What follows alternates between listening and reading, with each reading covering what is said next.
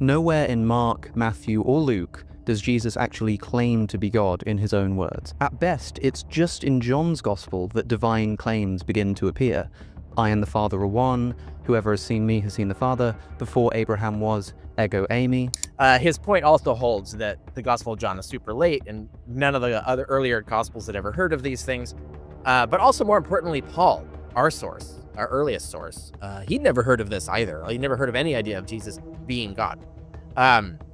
It's very clear in Paul that Jesus is a subordinate, a created being of God, right? So he's not identical to God. And Jesus says to the man, "My son, your sins are forgiven." And Mark records that those standing about murmured and said, who does this man think he is? No one can forgive sins. He's still a created being. His ability to forgive sins is assigned to him. And so it's not that like somehow Jesus has to physically, literally be God in order to do that. God is God, so he can assign those rights and powers to anyone he wants. And obviously the one he's going to assign that power to is his chosen representative that does it. Well, all scholars agree that the movement arose because these earliest disciples had suddenly and sincerely come to believe that Jesus had been raised by God from the dead. And that raises then the further question, well, where in the world did they come up with that belief? And I think that the best explanation for the origin of that belief and the transformation in these first disciples is that they were right, that God had raised Jesus from the dead. It doesn't really support the idea that Jesus really rose from the dead. Is this actually the evidence we would have? And the answer is no. If you've risen from the dead, you could obviously visit everybody and not just isolated few people in visions and dreams. Ladies and gentlemen, I am joined by the infamous Dr. Richard Carrier. How are you?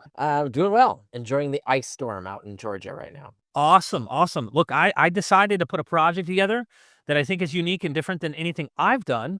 And each academic is going to individually react to William Lane Craig and Sean McDowell, that is the son of Josh McDowell, both clear, I would say, well-known apologists in the world. And I'm wanting critical scholars to rate, to critique, to highlight all the errors along the way. And there are 15 clips. I'm kind of viewing it as a game. You have no clue what the other scholar said. They have no clue what you're said. Some of them don't even know you're here. You don't know some of them that are there. Anyway. And I haven't seen the clips either, so this is live reaction. Live reaction. I think this is going to be fun. And in the end, we're going to put a compilation of all you academics together just to say how much we love apologetics. So thank you so much for your time, Dr. Carrier. Before we begin, everybody go check out his blog. Go check him out, support him for his work. He's doing great stuff. And the blog is free. You can go subscribe and read his stuff. If you want to have your comments, you want to join in, you can be a patron. Anyway, all of the promo stuff for Dr. Carrier will be in the description. So if you want to help him out, or if you're impressed by the end of this episode, you know where to find him. Here we go. Are you ready for the game? I am. Wes says that Jesus was audaciously going around claiming to be God himself. I don't think that's true. Nowhere in Mark, Matthew, or Luke does Jesus actually claim to be God in his own words. At best, it's just in John's Gospel that divine claims begin to appear. I and the Father are one, whoever has seen me has seen the Father, before Abraham was, ego eimi. I actually still don't think even these count, and we'll explain why in another video, but let's just say that they do. Even if this was Jesus explicitly claiming to be God, don't you think it's a bit suspicious that these claims only show up in our latest gospel? If Jesus was known to be walking around claiming explicitly to be God himself, did the other 3 gospel authors just not think this was relevant? A minor, unimportant detail not worth including? Essentially, here's the key question I'd love for you to weigh in on, Bill. To confidently believe that Jesus is God, do we need explicit first-person claims? And did Jesus adequately claim to be God in Matthew, Mark, and Luke, which came before John? In my published work, I've tried to show that historically, Jesus of Nazareth made highly significant Christological claims about himself whereby he put himself in the place of God himself. For example, he claimed to be the long-awaited Jewish Messiah. He claimed to be the Son of God in a unique sense. He claimed to be the divine human Son of Man prophesied by the prophet Daniel. And all of these offices or titles come together at the trial scene in Mark's gospel. The high priest, the leader of the Sanhedrin, charges Jesus under oath, "Are you the Christ? Are you the Messiah, the Son of the Blessed One?" And Jesus responds, "I am. And you shall see the Son of Man sitting at the right hand of power and coming on the clouds of heaven." A virtual quotation from Daniel 7.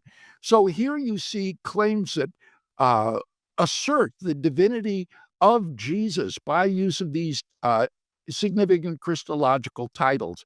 And immediately the high priest and the Sanhedrin recognized the blasphemy of what he had said and condemned him to death. Alex is entirely right. Like, everything he said was correct, including his doubting the interpretations, the apologetical interpretations of the Gospel of John. All of those in the original Greek actually make more sense in the context of ancient Jewish theology. They do not constitute claims that Jesus was God. So even the made up claims that appear in John don't really support that. But his point also holds that the Gospel of John is super late, and none of the other earlier Gospels had ever heard of these things. But also, more importantly, Paul, our source, our earliest source, he'd never heard of this either. He never heard of any idea of Jesus being God. It's very clear in Paul that Jesus is a subordinate, a created being of God, right? So he's not identical to God, but he is assigned the powers and authorities of God, or some of the powers and authorities of God. And this idea, and this, it's noticed in that reaction there that Sean asked Craig to dispute this, and then Craig goes on about how Jesus declared him with himself with all these Christological titles, which aren't claims to be God. They're literally claims not to be God. They're claims to be God's agent, God's son, right? They're all subordinating claims. So even like Craig did not even answer what Sean. Basically, Craig is supporting Alex here, but they're pretending not to. And that's Alex's point, right? Is that this is what Christian apologists do. They take statements in the Bible that are clearly saying completely different thing and try to spin them as saying the thing that they want them to say, but that's actually not what's going on. If you think in terms of like Jesus is putting himself in the place of God, that's also, you could look in Jewish angelology, you have like the Metatron. The Metatron puts himself in the place of God in terms of he's the instrument through which God speaks. So the burning bush was the Metatron, not God really. It was just the angel who's relaying God's instructions, right? When God does something, he does it through the action of angels. Angels go and thus represent God in some respect. The angel of death is the thing that goes around and kills people. God doesn't necessarily just kill them directly. So there are these agents of God that are put in the place of God by God, but they are created beings. They're separate beings. They're not identical. They're not identical to God.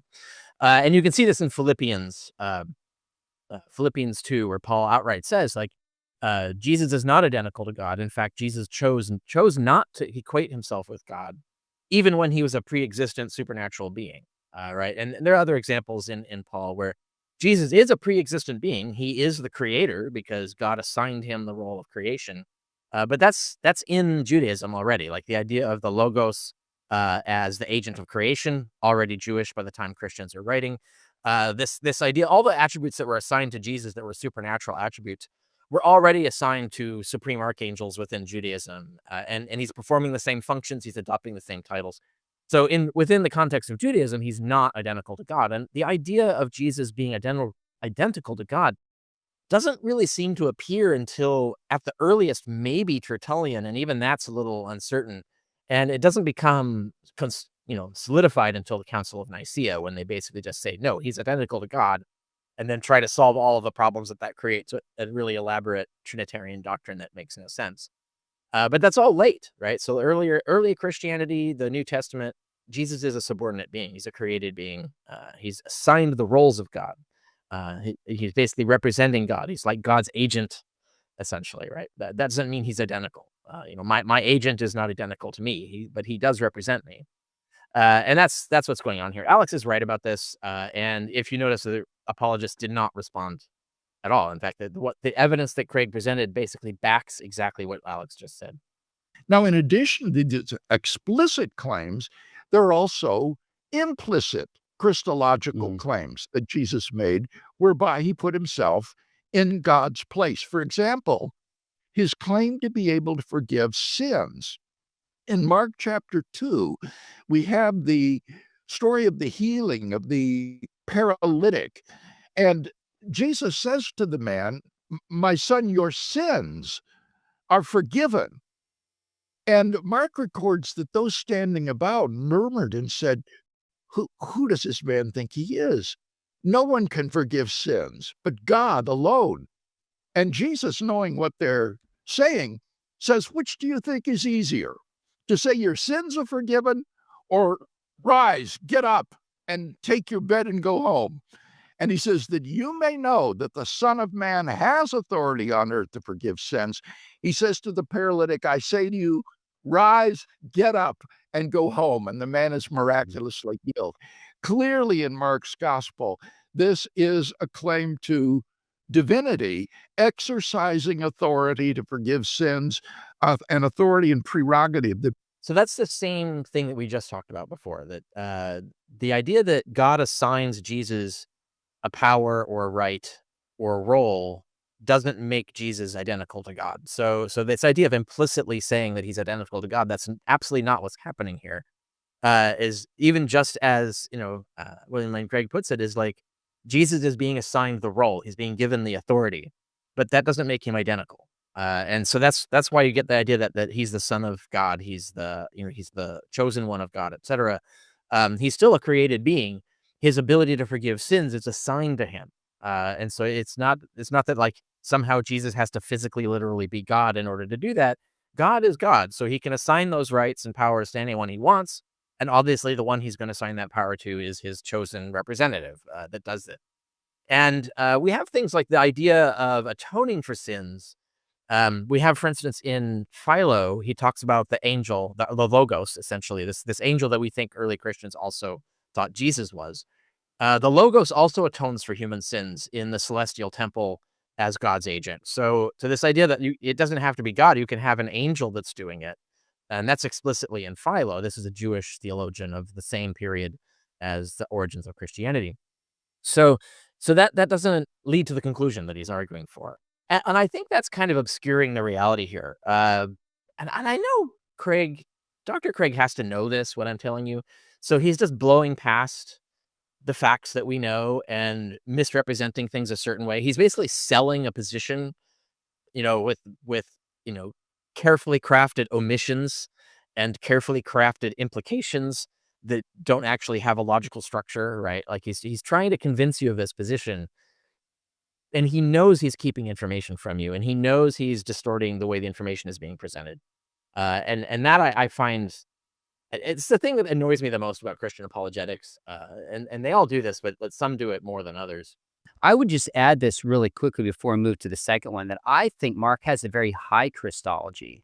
So some of the implicit claims, like even in Mark 1, healing the leper, it's interesting in 2 Kings chapter 5, the king of Israel receives a request to heal Naaman of leprosy, and he says, "Am I God?" There was the sense that only God could heal leprosy. And of course, Jesus does it by his own power immediately without the ritual of Elijah. Go to Mark 2, like you explained, the healing of the paralytic clearly shows. I mean, Michael Bird wrote, he said, Jesus claims for himself an unmediated divine authority that to those steeped in Jewish monotheism looks like absolute blasphemous. You move to Mark chapter 4. Jesus rebukes the winds and the waves, and they immediately become calm. Well, the theme in Psalms is that Yahweh alone controls the sea and other waters. Hence, at the crossing of the Red Sea, we see that portrayed. The Gospels report the disciples saying, "Who then is this that even the wind and sea obey him?" This is reminiscent of the Psalms, "Who is mighty as you are, O Lord." Two more quick examples just to make this, and these are only a few of them, as you know. The demoniac bows down to Jesus. Now, what's interesting context is he was not showing respect, but fear on behalf of the large number of demons possessing him in the thousands. This army of 2,000 or more demons was deathly afraid of Jesus, and he falls prostrate in an act of worship of a supernatural power, even greater than a legion of demons. And then finally, like you said, these implicit claims come to be explicit in Mark 14, where Jesus claims to be the divine figure, the Son of Man. And I think just to buttress this case, he comes on the clouds, divine status, served by all nations, and will have an everlasting universal kingdom. So I think the earliest Christology is a high Christology. So that's doing the same thing. They're confusing early high Christology with Trinitarianism. This is a very common mistake or deliberate obfuscation of Christian apologists. Early high Christology, and that Mark probably believed in an early high Christology, that's all true. And I think the evidence is very strongly supports this. All the leading literature, there's 12, latest peer-reviewed monographs on this, supporting that high Christology is original. It goes all the way back to Paul and probably the first apostles. The problem is that high Christology does not mean identicality. It's not the same thing as Trinitarianism. It's the same thing that Philo is talking about, where you have the logos, that God assigns this supreme archangel all of his it gives him all these particular duties and assignments and powers and rights. And the idea of God using agents, the angels, to do things is well established. So this idea that it would be blasphemous for Jesus to say that, God has bestowed upon me the power to cure a leper directly, that's not blasphemous at all. That's commonly believed that people could do that. And certainly an angel could do that, right? That's what God does. He assigns these tasks to angels. So it's not blasphemous to say that an angel was given a God's power or God's right or whatever, appointed that, assigned that by God. That's not blasphemous at all, nor is it blasphemous for a human to claim that he's an angel. It might be false, it might be a lie or whatever, but it's not blasphemy to do that, because you're not claiming to be God. You're claiming to have the authority of God, but then, anybody who claims to be appointed by God, to be, anointed by God, is claiming that same thing. And the same goes with the bowing. The idea of bowing to an angel who representative of God, especially a Metatron, but any angel, the idea of bowing to angels because they represent the majesty of God. Doesn't mean you're worshiping the angel, doesn't mean you're placing the angel on equation with God. You're bowing to the presence of the Lord through the presence of his agent. And that's standard in Judaism at the time. There's nothing blasphemous or weird about that. That fits completely in the context of Jewish thought. Anyway, Wes also mentioned how it was amazing that the early church grew from 11 scared disciples to overhauling the Roman world. On this, the sociologist Rodney Stark estimates that in its first 300 years, Christianity grew at a rate of 40% per decade, from a small group in the 1st century to 3 million in the 4th century. That sounds pretty impressive, until you learn that this is the same growth rate experienced by Mormonism since its foundation in the 19th century. So if the rate of Christianity's growth is good evidence of its truth, Mormonism just became a whole lot more plausible. Here's the root of the question I'm curious for you to weigh in on. Is the amazing growth of Christianity a good argument for Christianity? If so, what about the growth of Mormonism? Here my sympathies are with Alex. I do not think that you can simply point to the growth in the size of a movement as a good argument for the truth of the founding principles of that movement. Islam would be another counterexample. Islam grew tremendously after Muhammad and took over much of the world, even threatened the Christian West. And so it's simply not true that the success of a movement is indicative of the truth of that, of what the movement stands for. Rather, in my published work, I've tried to recast this consideration in terms of explaining the very origin of the Christian movement itself. What I mean is this: we know that Christianity sprang into being sometime about mid-first century. Where did it come from? What caused this movement to arise? Well, all scholars agree that the movement arose because these earliest disciples had suddenly and sincerely come to believe that Jesus had been raised by God from the dead. And that raises then the further question, well, where in the world did they come up with that belief?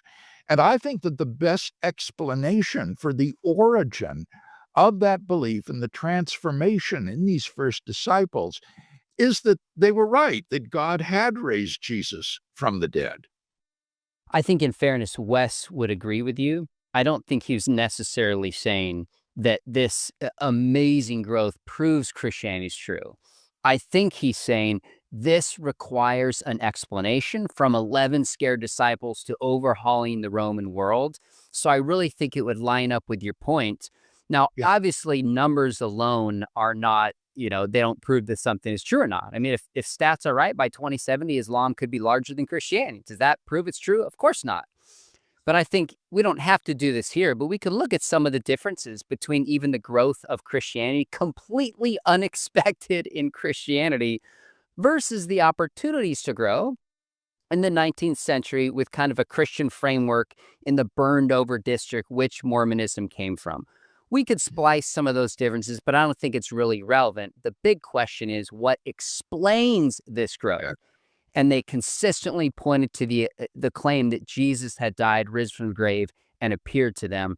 I think that's the heart of it. Really, really well said. Yeah, notice the goalpost moving there. So they agree with that, everything Alex said, basically.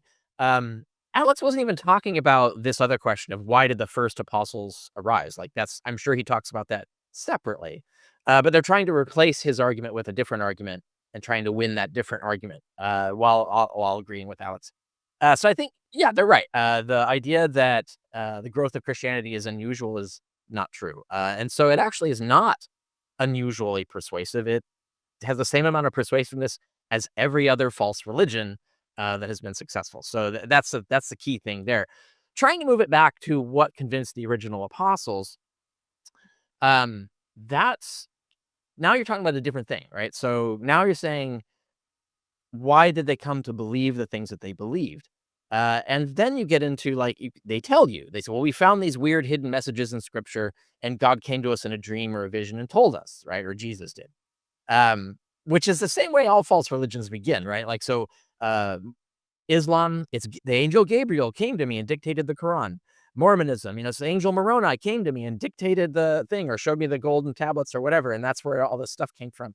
You can look at any other these sort of evangelical religions that are based on visions, and you see the same thing over and over again. You see lots of cults try to get started this way, and obviously statistically some of them are going to succeed, and so there's nothing indicative of that suggests that the thing really happened. And then you get into the whole question of it doesn't really support the idea that Jesus really rose from the dead. Is this actually the evidence we would have? And the answer is no. If you've risen from the dead, you could obviously visit everybody and not just isolated few people in visions and dreams. You could visit everybody. You could visit the courts of Asia. You could visit the courts of Rome. You could visit leaders. You could tour the world saying, hey, I rose from the dead. Here's some things you need to know. You could fly through the air to do it, to prove that you're a supernaturally risen being. You could have people try to kill you and your body's invincible. Look at that. So there's a lot of things that you could do with this. But what would you expect if this was not a real resurrection? You would expect there to be none of this evidence. You'd expect it to only be private visions that no one can verify or falsify because you don't have access to the inside mind of these people who experienced Jesus in these revelations. And Paul, throughout his epistles, talks about these are experiences internally. He hears the voice of Jesus inside him. It's not an experience. He did not encounter flesh and blood. It's not an encounter with a man. It's a revelation, etc. And he says even, the whole gospel is known through scripture and revelation. In other words, finding secret messages, tea leaf reading of the scriptures, secret messages on scriptures and revelations. There's no other evidence that Paul ever refers to as convincing anyone. So that establishes that. So it kind of eliminates that. But there's a bigger problem here, which is that the original apostolic faith did not succeed. It completely failed and died out. What happened was you had this original religion, which was the Jewish movement. Paul comes along and decides to market it to Gentiles, and then the Gentile church is the one that grew like Mormonism. The original church, the original Jewish church, completely failed. It shrank, and disappeared. Unless it went on to become Islam, there's some interesting possibilities that a remnant of the original Torah sect is what actually eventually evolved into Islam. We don't know that. We can't prove that, but there are some hints of that being the case. But even so, it only succeeded by becoming Islam, if that were the case. Whereas Christianity is a Gentile religion that basically completely abandoned everything that was originally taught by the faith. They abandoned the subordinationism, so they adopted Trinitarianism instead. That's complete blasphemy compared to what Paul or any other original apostle would have thought. They abandoned Torah observance. It's no longer an actual Jewish sect. It's no longer obedient to the law. It's completely abandoning Judaism, essentially, except for its scriptures. And so on. You can go down the line. The religion that survived is a distorted mutant of the original religion. And therefore, you can't really appeal to what the first apostles encountered or experienced or whatever to explain all the subsequent growth, because all the subsequent growth belongs to a completely different heretical offshoot of the church that has nothing to do with the original, other than, building on these basic ideas. And that gets to the point that even, whatever the first apostles saw, and I do like that he said 11 and not 12, even though Paul says all 12 saw Jesus risen from the dead, because it's kind of eliding the fact that Paul has no knowledge of a Judas. But anyway, so there are a lot of problems in there. But this idea that that whatever the first apostles saw, that can't translate to the future, right? It's like if you go 2 generations out, end of the 1st century, no one in that century has access to these guys. No one they have access, nor do they have access to whatever evidence they had. It's all gone by then. So any growth after the 1st century for Christianity cannot be credited to whatever amazing evidence existed in the early century. So Craig's point is completely irrelevant to Alex's point and cannot rescue the Christian argument from what Alex is saying. We actually have 11 eyewitnesses to the Mormon golden plates, whose names and written testimonies we still have today. 3 of those witnesses say that they saw the angel Moroni give Joseph Smith the plates with their own eyes. And even when they fell out with Joseph Smith and left the church, they still continued to assert that they had witnessed these events. We don't have anything like this kind of extant written testimony for the resurrection of Jesus. Kevin Harris and I did a Reasonable Faith podcast on this question recently, and I think the very simple answer is that Joseph Smith and these early witnesses were charlatans. I'm sure that Alex would agree with that assessment, that these men were not sincerely mistaken that they had seen the golden plates. Rather, they were just lying about what they saw. I think that is the correct and plausible explanation of this circumstance. But notice that explanation, when you try to carry it over to the first disciples of Jesus, it becomes completely untenable. No scholar today would support the old deistic theory that the earliest disciples stole the body of Jesus and then lied about the resurrection appearances. So while this alternative, or explanation rather, is plausible for these Mormon witnesses, I think it would be completely untenable with regard to the earliest disciples of Christ. There's 2 excellent articles and podcasts on this in the Mormon Research Ministry that Bill McKeever's put together. And he basically really summed this up well. He said, Mormons believe the 11 witnesses saw the golden plates with their natural eyes. But a careful reading of Mormon documents themselves actually reveals a different account. According to Doctrine and Covenants, the only way these so-called witnesses could be allowed to see the plates was with faith. Faith was a prerequisite to seeing them, which is interesting. There's deep contradictory evidence, whether it was with their natural or, quote, spiritual eyes, meaning it seems to be the claims were more of a vision than empirically, so to speak. So David Whitner himself said, "We did not touch nor handle the plates." So Bill McKeever concludes, and he has a very careful article. He cites all the early sources themselves. We can link to this. I'd invite viewers to go watch it. His conclusion is, while they all, the 11 witnesses, claimed to have handled what they were told were ancient plates, they did so while the plates were covered up and not visible. If Mormons want to insist that a person can't be considered an eyewitness to the authenticity of the golden plates unless they actually saw them, then there were no eyewitnesses to Joseph Smith's gold plates. I think that really captures it.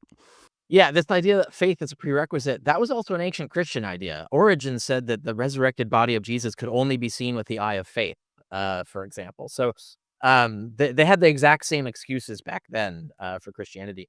It's funny that this argument is self-refuting in the sense that Craig is saying it is implausible while describing a completely successful example of it. So clearly it is plausible in the sense that all the Mormons believed it and kept believing it, and it grew and grew and grew after that, right? So it is plausible because it worked. We have a working model of it actually succeeding, so that you have the claims exist. We can explain the claims with this charlatan argument. We can explain the growth. We can explain everything with this. So it clearly is plausible. This idea that it's not plausible in the case of Christianity is not correct, especially since we have less evidence for the origins of Christianity than we have for Mormonism. The reason we can establish charlatanry in the case of Mormonism is we have so much good documentation from the actual people involved from the very first time. We don't have any of that we have no eyewitness testimony at all, or even contemporary testimony other than Paul. And Paul, of course, he's the latecomer. He's the one who sees Jesus in a vision, etc. And what Paul tells us is it's all a vision in exactly the same sense that he's talking about here. Now, that does raise the question, is Paul a charlatan? Are the apostles charlatans? Are they pretending to have visions? That's entirely possible. It's entirely compatible with the evidence. And in the same way that's compatible with the evidence for Mormonism. It worked for Mormonism. It would work for Christianity. But we have countless other religious movements that have these experiences and completely believe them and are motivated by them.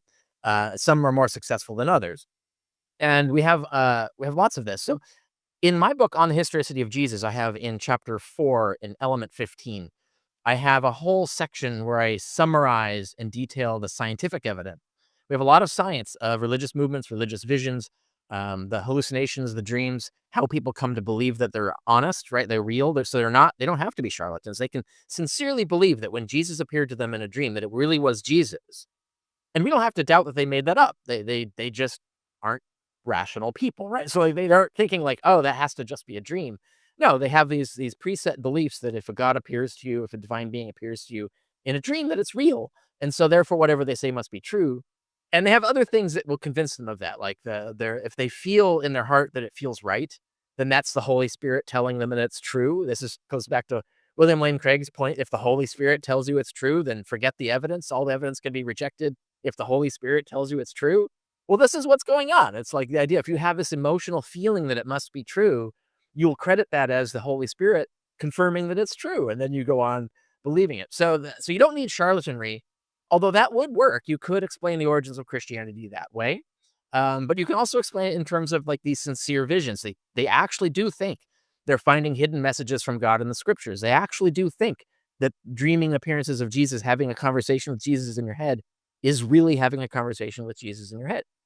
So we have tons of scientific evidence of both models working, both models being involved in the origins of Christianity, and both models fit all the evidence we have for Christianity, because we have almost no useful evidence for the origins of Christianity. I mean, Paul is almost our only source, really. And you'll notice that this is the little trick that's happened in this clip, is that I don't know if you notice, but they are just automatically assuming that the Gospels are 100% accurate eyewitness reports of what happened. So they're assuming that, like Craig assumes there's an empty tomb. So he assumes that they must have stolen the body. None of these assumptions are valid. There's actually didn't have to be an empty tomb. Paul actually says the body that dies is not the body that rises. So it's entirely possible that they thought Jesus jumped into a new body and left the old one behind, so the tomb doesn't have to be empty. It's also possible the tomb wasn't empty, because any body that's in the tomb, and even if you believe it, the tomb has to be empty for Jesus to rise from the dead, who are you going to believe if you're a fanatical, faithful person who's been told by the Holy Spirit that it's true? you say the authorities drag out the body and say, well, that's just some other body. You're just faking it. You put a body in the tomb. Like, they would have all these excuses to explain away anything like that. And so and Paul never references the empty tomb as evidence. So even when he's describing the nature of the resurrection body, which you would think that'd be an important piece of information, that the resurrection body, oh, it's the same one, don't worry. We know this because the tomb was empty. No, he doesn't. Paul has no knowledge of there ever being spied an empty tomb. So, but even again, like, even if there was a tomb and there was a body in it, there's a million ways that the faithful would explain that away. And so we can't use that as evidence. But also, it's the thing is that they're not claiming to have seen the corpse rise up and come talk to them, right? Paul is saying it came to me in a vision or a dream. It wasn't flesh and blood. It wasn't with a man. It was with, basically what was then a celestial being. And so the apostles would have seen it the same way. So there's no need for an empty tomb for them, right? Like, if Jesus comes to you and says, hey, I rose from the dead, you don't need an empty tomb. The Holy Spirit has now confirmed to you that, oh my God, he really rose from the dead. And so that's the kind of thing that the trick that's going on there is conflating what the Gospels say with what Paul says. And that's not the case. The Gospels are decades later in a foreign language, written in a foreign land by foreigners, not witnesses or anything like that. And they're inherently fabulous, right? Whereas Paul is giving us a much more realistic picture of how the religion began, because it fits scientific evidence of how other revelatory religions begin.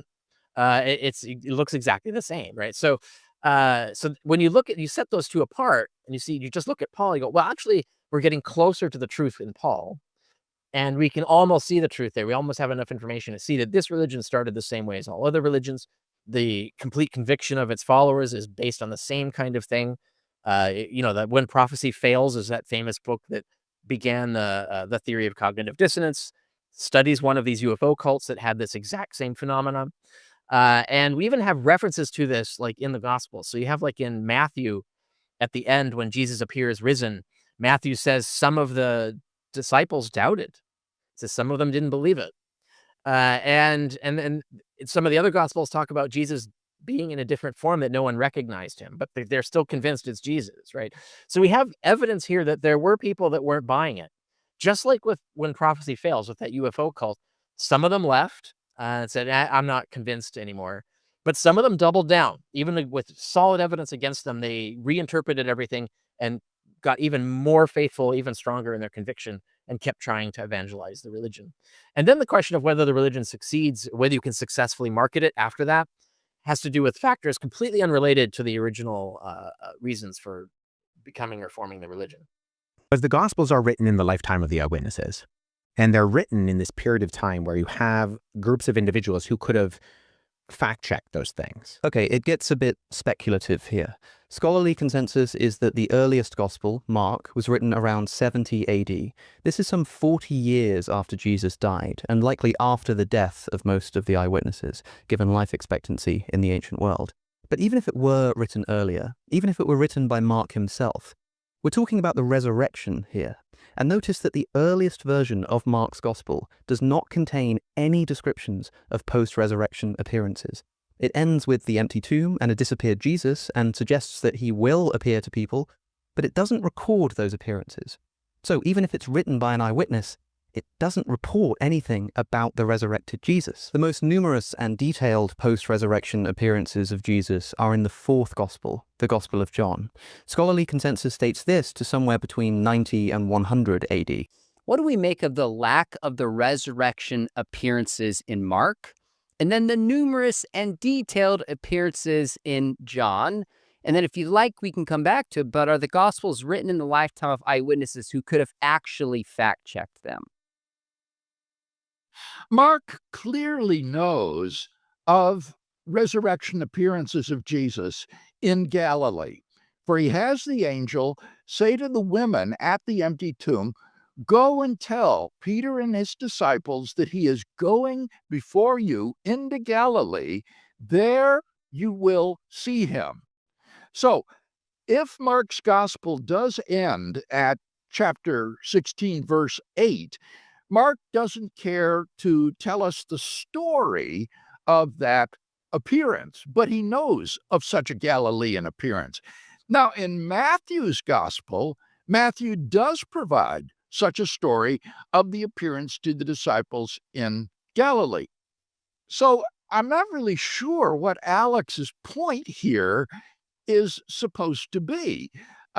Mark's gospel provides very early testimony to the facts of Jesus' empty tomb, to an appearance of Jesus to the disciples in Galilee, and to the origin of the disciples' belief in Jesus' resurrection. So, what's the problem? I don't think that Alex appreciates how incredibly narrow the window of opportunity is for legend to arise.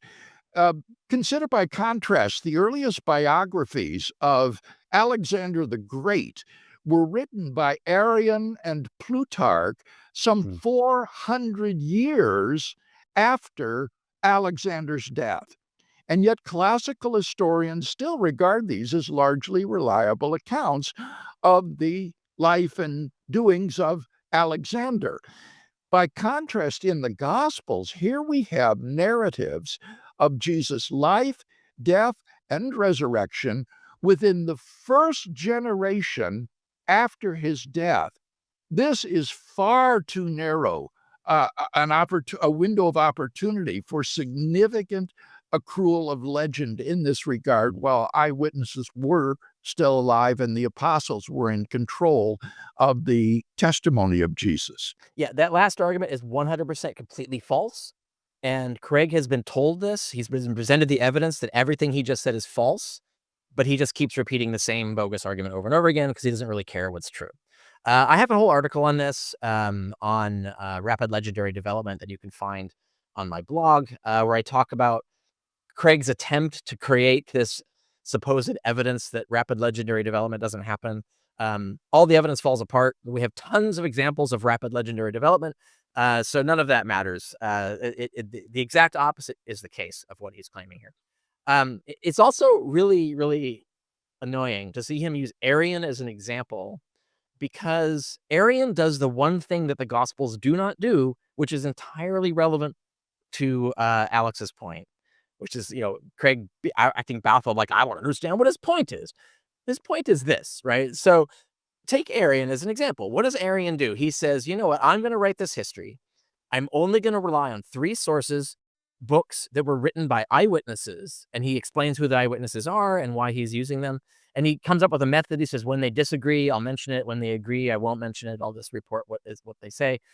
And so he has this methodology, and sometimes he does that throughout his book. He says, well, one author said this, one author said that. And we even have examples of that with the miracles, like, for instance, the adventure to Siwa in Egypt, where there's a dispute over whether it was a talking horned snake or just a flight of crows. And, you and I can probably guess what the real story is. But Arian mentions, like, it's one or the other, like there's different accounts. And say, well, yeah, the talking snake is bullshit. But the flight of crows, that kind of, happenstance thing could happen. That's the kind of thing going on here. But here, the point is that Arian identifies his sources, identifies that they're eyewitnesses, and so on. The Gospels don't do this at all. And moreover, Arian is writing in the same language as his sources and the people that would be involved in the history of Alexander the Great. The Gospels are not. They're writing in a foreign language in a foreign land. And so this makes a problem with what Sean said earlier, as to how could someone in Corinth, Greece, fact check anything in the Gospels, right? Like they can't afford to travel. They wouldn't even have the skills or knowledge as to how to, like, do a journalistic report on this. So the idea of fact checking is also kind of bogus. I have a whole chapter on this in Not the Impossible Faith, where I talk about, could the facts be checked? The evidence is not really, no. And then we get to the point that they're like Alex was saying, is that these are late sources. Craig and Sean are trying to make that seem like it's not the case, but no, it really is. And as Alex points out, like, we have no evidence. So all the Gospels start to be written in the late 1st century. So basically a whole lifetime later, just like he says. We have no evidence that any witnesses were alive then. We have no evidence that any witnesses even knew about the Gospels, because the Gospels are circulating in a foreign country in foreign language, right? So like people in Galilee, like peasants in Galilee that might have seen Jesus, they don't know any of this, right? So like they're not going to be seeing circulating Greek novels, a century later. But moreover, the Gospels are circulating that we have no evidence. No, more importantly, we have no documents by which to tell what any witnesses were saying. So it's important to note. They say, "Oh, no one gainsaid the Gospels. We have no one fact checking the Gospels." It's like, yeah, we have no one including no one fact checking and confirming they're true. Right? We have no information. So, like, whatever the people were saying in the late first century about these Gospels, we don't know what it is. And so we can't argue from the silence of documents we don't have. So we can't say that no one was saying this was bullshit in the late first century. We actually have evidence in the early second century that people were saying it was bullshit. And we don't get to hear from them. We only get to hear from the critics trying to refute them with forgeries. So an example of this is Second Peter, the letter Second Peter. Second Peter is talking about fellow Christians who are claiming that the Gospels are all just made up myths. And to refute them, he forges an eyewitness testimony, his own testimony to seeing Jesus on the declared God on the mountain or whatever, to prove that the Gospels are literal and not made up myths. Now, this is not Peter. This is some other person in the second century forging a letter, just like Joseph Smith, you might claim, right? Just like the Mormons, faking evidence to argue against fellow Christians who don't think these things really historically happened. They think they're symbolical or whatever. And we have that's not the only evidence. We have other evidence. So we actually have clues to what these people were saying, and it doesn't match what Sean and Craig are claiming. But we don't get to hear from those people, right? This is very important. We don't get to hear what they were saying because those documents weren't preserved. Even if they were written down, like people could be going around saying things, but if talk is idle, if it doesn't survive into the next century, right? Like it has to survive in written form for us to even know about it. And so we don't know. We don't know that there were people going around gainsaying these Gospels. And in a sense, the Gospels are gainsaying each other because the exact way that Luke completely changes the nativity of Matthew, Luke is basically arguing with Matthew. He's saying, nope, that's not what happened. I'm going to say what's happened is a completely different thing, right? And then you get this as the appearance stories. You get this, the evolution of the narrative gets more and more wild and ridiculous. It's the same thing. It's like, I don't like that story. I'm going to make up something better, right? And so you get the same. So there were people gainsaying. We just don't get to hear the argument. We just get to see the result of the argument, right? So this idea that it wouldn't be that it would have been fact checked is bogus. This idea that we would hear the gainsaying. No, we wouldn't hear. We don't have any reason to expect we would hear of it, even if there was tons of it. So those things don't really hold up. And I think that's kind of yeah. Okay, so we can take out that little bit there. But one last thing I want to point out with this is they did the thing again that I warned you about before, is that they conflated Paul with the Gospels. And so Alex's point is that Mark doesn't narrate the appearances. So we do not know what Mark thought the appearances were like. This is his point. Now they completely blow past his point and pretend he made some other point. And what they did is, well, no, look at Matthew. He gives us Jesus shows up physically on a mountain or whatever. And then, in the other Gospels, and they touch him and they eat fish with him and stuff like that. It's like, yeah, but that's not in Mark. This is Alex's point, is that those are later embellishments. You're seeing the legend get embellished over time, getting more and more ridiculous over time. But in Mark, he just says he appeared in Galilee. He doesn't say how. Now, we know Mark. We have lots of evidence that Mark is using the letters of Paul to construct his story. So Mark is a Pauline. He's advocating the Pauline sect. So he's in Paul's sect. He's later. He may or may not have known Paul in life. We can't really establish that, but it's possible he did. And he had his letters or some collection of his letters. And so Mark may have thought that the appearance in Galilee, or may have wanted you to believe that the appearances in Galilee were these visions that you had, like the dreams or waking visions that Paul says everybody had, the revelations, right? That in me, not flesh and blood, not a man, a revelation, etc. So that might be what Mark is referring to. And that's Alex's point, is that Mark doesn't say it's not that. We only get the different version, the sort of made up version, after Mark, in reaction to Mark, right? So Matthew doesn't like the fact that Mark didn't do this with the visions. And so Matthew invents a more fabulous appearance narrative. And then Luke doesn't like that. It's too feeble. Like how could some doubt? We can't have that. So Luke then embellishes even more and has all the doubts assuaged, right? It's just, there's some doubted, but then Jesus appears, has them handle him. See, I'm real. So it's a complete made up story. It's just like Second Peter making up an appearance of Jesus to refute these deniers. Luke is doing the same thing. And then, you see John embellishes the Luke story into the Doubting Thomas story, etc. So you're seeing this sort of fabricated evidence getting more and more exaggerated over time. Whereas when you look at Mark, the first gospel, that's not there. None of that stuff is there. So we don't know what kind of visions or appearances Mark imagined. And I think that's Alex's point. And they did not respond to it. They just completely blew past it and tried to, basically bullshit their way out of what Alex said. Bill, I'm curious if you have a theory or an opinion about why Mark doesn't explicitly include these appearances. And in part for me, it's clear Mark 8, 9, and 10, he predicts his death. He has predictions of his resurrection. Good. And my best guess is that Mark is kind of setting this up, saying, now what are you going to do about it? We've made it clear who Jesus is. Now anticipating his appearance, which by the time Mark was written, everybody would have known the story itself. It's almost like a challenge to the readers. What are you going to do with this pending appearance claim that's coming? Do you have an opinion on that at all? I don't have a strong opinion because it is so perplexing that the story just breaks off after verse 8. But I think what you've suggested is not implausible. And it does leave the reader confronted with the question of how he's going to respond to this. But the key point, I think, is the one that you just made, namely, for Mark's readership and audience, they know what he's talking about. This is written ex post facto. So it shows that Mark knows there was at least one Galilean appearance of Jesus, such as Matthew relates. And so you have evidence in the Gospel of Mark for the honorable burial, the discovery of the empty tomb, a resurrection appearance to the disciples, and the origin of the disciples' faith. That's the heart of the case for the resurrection of Jesus. So the question is why, which he didn't answer, is why did Mark not narrate the appearances? He then sort of like apologizes for Mark not doing it and makes up stories as to what's going on. But the most obvious reason that Mark doesn't narrate the appearances is that Mark is too close to the origin of the religion.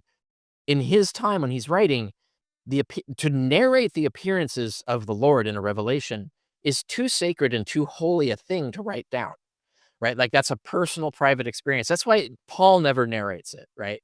He just refers to it. He says, Jesus appeared to me. He describes it as a revelation. Jesus spoke to me and he said this, right? He doesn't give narrative details of what the experience is like, because that's too sacred, too holy. If you related it at all, you would relate it in secret to, sufficiently ranked initiates or whatever. It's not something you would write down. And this is very common in all mystery religions, this idea that there's certain experiences involved in the mysteries that you do not write down, that they're only for you and for fellow initiates, right? And we have that in a lot of different texts and writing about how the mystery religions considered certain things too sacred to narrate on paper. And that would be the same, or papyrus, vellum, whatever. That would be the same for Mark, right? The idea of narrating the appearances. Now, Matthew has enough distance. He's writing it so much later. He has enough distance that idea of these secretly narrated stories are no longer so sacred or holy. In fact, they might not even exist anymore. The narrative, the oral lore may have dissipated by then, so that no one really had a clear connection anymore to what those narratives were. The only evidence we have of possibly a narrative surviving is in Acts, where Paul sees Jesus as a blinding light and a voice in his head. And that actually tracks what we know of other visions in other religions. So that actually could go back to an original sacred story. But Matthew doesn't want that. Matthew wants, the risen Jesus to show up on a mountain because he wants this sort of scriptural Moses handing on the new commission from his own mountain, etc. So that's, I think, the most logical reason that Mark doesn't do it is it's too sacred for him to do that. Because what he's doing is at the end, by having that, he's going to appear to Peter and the apostles, right, and the disciples. By having that line, he's telling the reader what the reader will know. Craig is right. Like his readers already know some things. All we're debating is what it is that those readers know, right? And so, what do the readers know? The readers know that the creed. 1 Corinthians 15, Paul goes through the creed, and then Jesus rose from the dead, and then he appeared to Peter, then he appeared to the 12, etc. They know that. And so Mark is referencing that. So they know. Then now you go to 1 Corinthians 15 and you read from there, and that's all you need. That's as far as Mark and his audience is concerned, that's all you need. You don't need a narrative of you don't need these nitty-gritty details of the visions. You just need to know that he appeared. It was confirmed by apostolic, witness, etc. And so that's what Mark is thinking. And therefore it's entirely compatible. In fact, makes more sense that Mark is referring to what Paul was referring to, which is these inner visions, not a body walking around. Right. So that's again, overturns their assumption that we can just assume later gospels, the embellished versions of the legends, are identical to the earliest versions of the story that Mark is alluding to, which is obviously not the case, right? Let's see. So there's that. The only other thing I'll add to that is that I don't think contrary to what Dr. Craig says, like he just assumes because Mark says the appearances are in Galilee, that counts as evidence confirming that the first appearances were in Galilee. Now that's contradicted by Luke and John, who both say the appearances occurred in Jerusalem, not in Galilee. So you have a problem there. But I think the Galilee location is as made up as the Jerusalem location. I think the Jerusalem location of Mark or of Luke and John, they made that up because they needed the appearances to be in the holy city of God. And it's a narrative reason that they wanted to be there and elide the role of Galilee.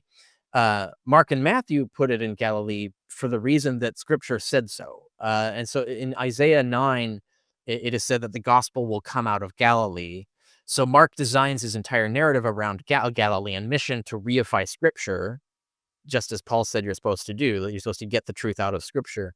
And Matthew just uses Mark's model and keeps the visions there to sort of complete Mark in the way that he wanted to complete it. So this idea of putting it in Galilee comes from scripture. And I don't think it relates to a historical fact. I don't think it necessarily shows that it occurred in Galilee. Mark is just referencing back to Galilee to reference back to the way he's put his whole mission, his whole story in Galilee, to convey something about what the scripture said. So I don't think we can be confident that Mark actually thought the appearances first occurred in Galilee. There's literary and scriptural reasons for him to invent that detail. But the rest, I think he's clearly referring to the visions that Paul is talking about. He's not referring to future made-up stories of a physical corpse Jesus. How significant is the dating of the Gospels for your case for the resurrection? Is it important that we get like Mark in the 40s or 50s, as some maybe try to mark you?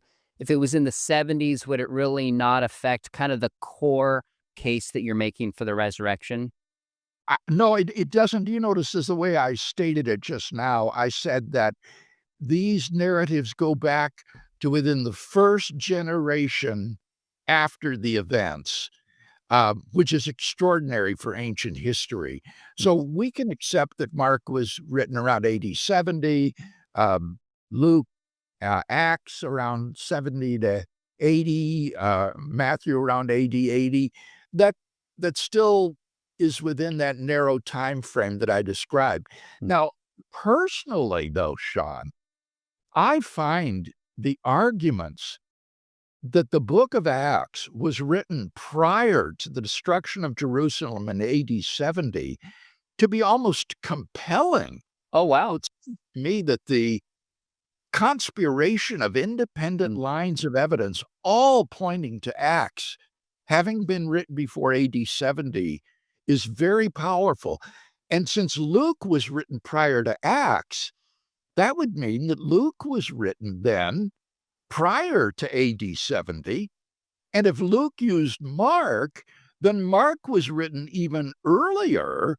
And so I think this does push the dates back even further to narrow that window of opportunity for legendary development to an even more impossible narrowness. That, of course, is completely bogus. There is no good evidence that Acts was written before the Jewish War. In fact, all the evidence points to it being written after. There's a lot of specious apologetics to try and trump up things as evidence that aren't really evidence of this point. And that gets into a whole rabbit hole of that whole apologetic in which hundreds of pages could be written. And I have a blog on my, or an article on my blog on why Acts is a fake history. And you can get started there as to why this attempt to sort of predate Acts doesn't work at all. There's a lot of reasons why that's the case. I mean, Paul has no knowledge. First Clement has no knowledge. Hebrews has no knowledge of any of the peculiar contents of the gospel. So clearly they weren't circulating at the time, right? So, and that's the main reason. But there's like tons of other reasons why we can show that Mark is definitely aware of the Jewish war and writing in response to it. Even more than just Mark 13. It's not just the apocalypse. It's also the fig tree narrative and other things in Mark that are clearly referencing the destruction of Jerusalem as a thing that's already happened and that needs to be explained. So Mark is essentially an apologetic for the war. So he has to be post-war. Luke embellishes even more. Luke is using material from the Antiquities of Josephus, which were written in the 90s. So Luke can't be written before the 90s, and so on and so forth. You can go down the line as you go down, figuring out the dates of the gospel. So the traditional dates of the gospels are far more plausible than any of this. And the idea that it doesn't matter is also bogus. It does matter. When you see, I like how Craig says these were written really near. It was the 70s is the first generation after these things happened, which is kind of a really, specious way to say the second generation, right? First generation after is called the second generation. They're written in the second generation. So the first generation is past. And now we have the second generation of Christians. And now we get these books. And the timeline of about 40 years is very typical. In fact, for these kinds of wild legends, the sort of timeline, 40 years is very common. So you look at the cargo cult. They start with a bunch of shamans hearing messages in telegraph poles. Within 40 years, John Frum is this whole messiah who's come to the island, and there's a whole biography of John Frum coming to the island and delivering the messages. 40 years is all it took. And so it's within that ballpark, 30 to 40 years. The Roswell flying saucer, that whole made up narrative, which got all the way embellished to the point of alien autopsies for about 40 years, right? So you can find example after example after example that 40 years is about how long it takes for these things to get ridiculous. And that's exactly when the Gospels start to be written, right? So that is a problem. If we could prove that the Gospel of Mark, say, was written in the year 4, or 4 years after, if it was written 4 years after, not 40, then you would have a pretty good case that it was, it could be embellished, it could be exaggerating stuff, but there's got to be a historical core in that case. So it would be impossible for Mark to pull that off without other people commenting on him making it up, and Paul having had to react to the people, this argument between, is Mark telling the truth? Is it not? It would all be entangled in Paul's letters, but that's clearly not happened. And so I think it is true that it would matter if the Gospels are written closer to the events. I think that would make them more plausible. It wouldn't guarantee every single thing they said was true exactly as written, but it would make them more plausible as history. But that's not the case. So we can't argue from premises that are false or that we can't establish. So that's a dead end as an argument. One quick point in this, I think Wes Huff's general point is that these are not events that were done just kind of out of the public eye, but these are public events that people could engage and know. And especially if you're right on the dating of Acts, Peter says in Acts 2:22, men of Israel, hear these words, Jesus of Nazareth, a man attested you by God with mighty works and wonders and signs that God did through him in your midst, as you yourselves know.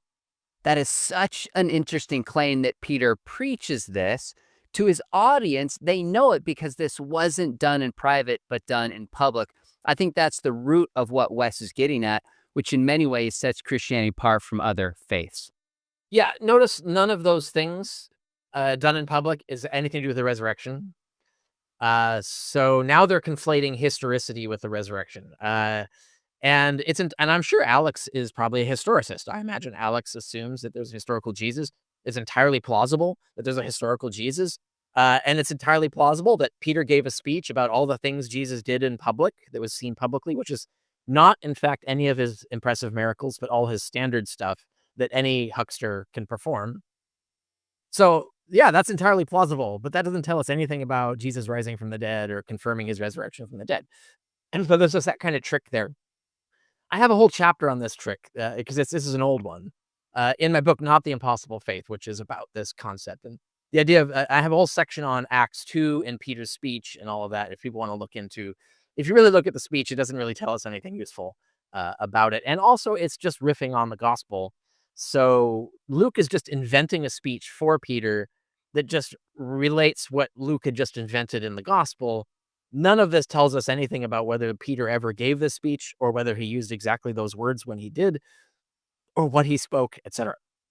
So they're acting like Acts 2 is some sort of eyewitness transcript of something that actually happened, but no, it's not. It's a made-up story invented by the author of Luke, just riffing on his gospel. So that doesn't really give us any useful information of the kind that they're trying to allege here. There are dozens of non-canonical gospels that were written but didn't make it into the New Testament for all kinds of different reasons. Listen to what Wes Huff has to say about these gospels. And so these books that were not included, are any of them interesting? I mean, They're all interesting. But does any of it seem like it belongs in the New Testament? Well, so part of the problem with some of these other books is they appear to be almost completely reliant on the other books. So you do have, and some of them have an agenda to them. Like, what? I'm just going to underline that. He just said of the non-canonical gospels. Part of the problem with some of these other books is they appear to be almost completely reliant on the other books. The problem here is with basically the first thing that anybody learns about the New Testament. Scholars think that Mark was written first, then Matthew and Luke were written later. Why? Because Matthew and Luke are reliant on Mark. And not just a little bit. More than 90% of Mark's gospel is also in Matthew's gospel. Mark has 660 verses in total. Over 600 of them are also in Matthew, often copied verbatim. It is undisputed that there is a literary dependence between Matthew and Luke and Mark. Again, there's a lot here, Bill, but here's the question I'd love for you to weigh in on. Is Wes right that we can dismiss the Gnostic Gospels for having an agenda and for being reliant upon earlier Gospels? What should we make of the Gnostic Gospels? Here, I think that Alex is needlessly unsympathetic to what Wes Huff was saying. The apocryphal Gospels, things like the Gospel of Thomas, the Gospel of Peter, the Gospel of Philip, and so on, do not appear until the second half of the 2nd century after Christ.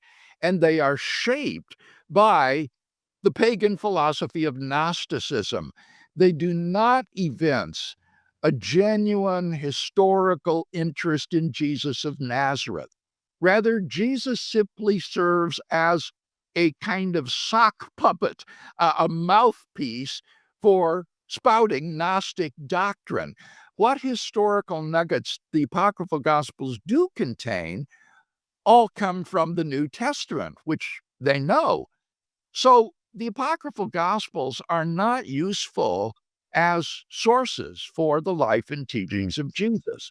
Now, again, I want to ask, what is Alex's point supposed to be? Surely he doesn't think that the apocryphal Gospels are reliable sources. Rather, he must think that Wes Huff's critique is correct, but that it would also invalidate the New Testament Gospels. But that inference, I think, is far too quick. Of course, the New Testament Gospels have an agenda. And of course, there are relations of dependency between them. Nevertheless, they do provide early, multiple, independent attestation to many aspects of the life of Jesus, and therefore are generally regarded as valuable historical sources for the life of Christ. To give just one illustration, take the burial narrative of Jesus, such an important event, the burial in the tomb. This is attested in the pre-Markan Passion story that Mark used in writing his gospel. It is also to be found in Matthew's special source material, that is to say, material that Matthew had that he did not derive from Mark, And it's also found in Luke's special material, that is material unique to Luke, which he did not derive from Mark or from Matthew. And then the story is also found in the Gospel of John, which is generally regarded as independent of the three synoptics. Go over to the Apostle Paul, and you find the burial mentioned in the very old tradition handed down by Paul in 1 Corinthians 15, 3-5.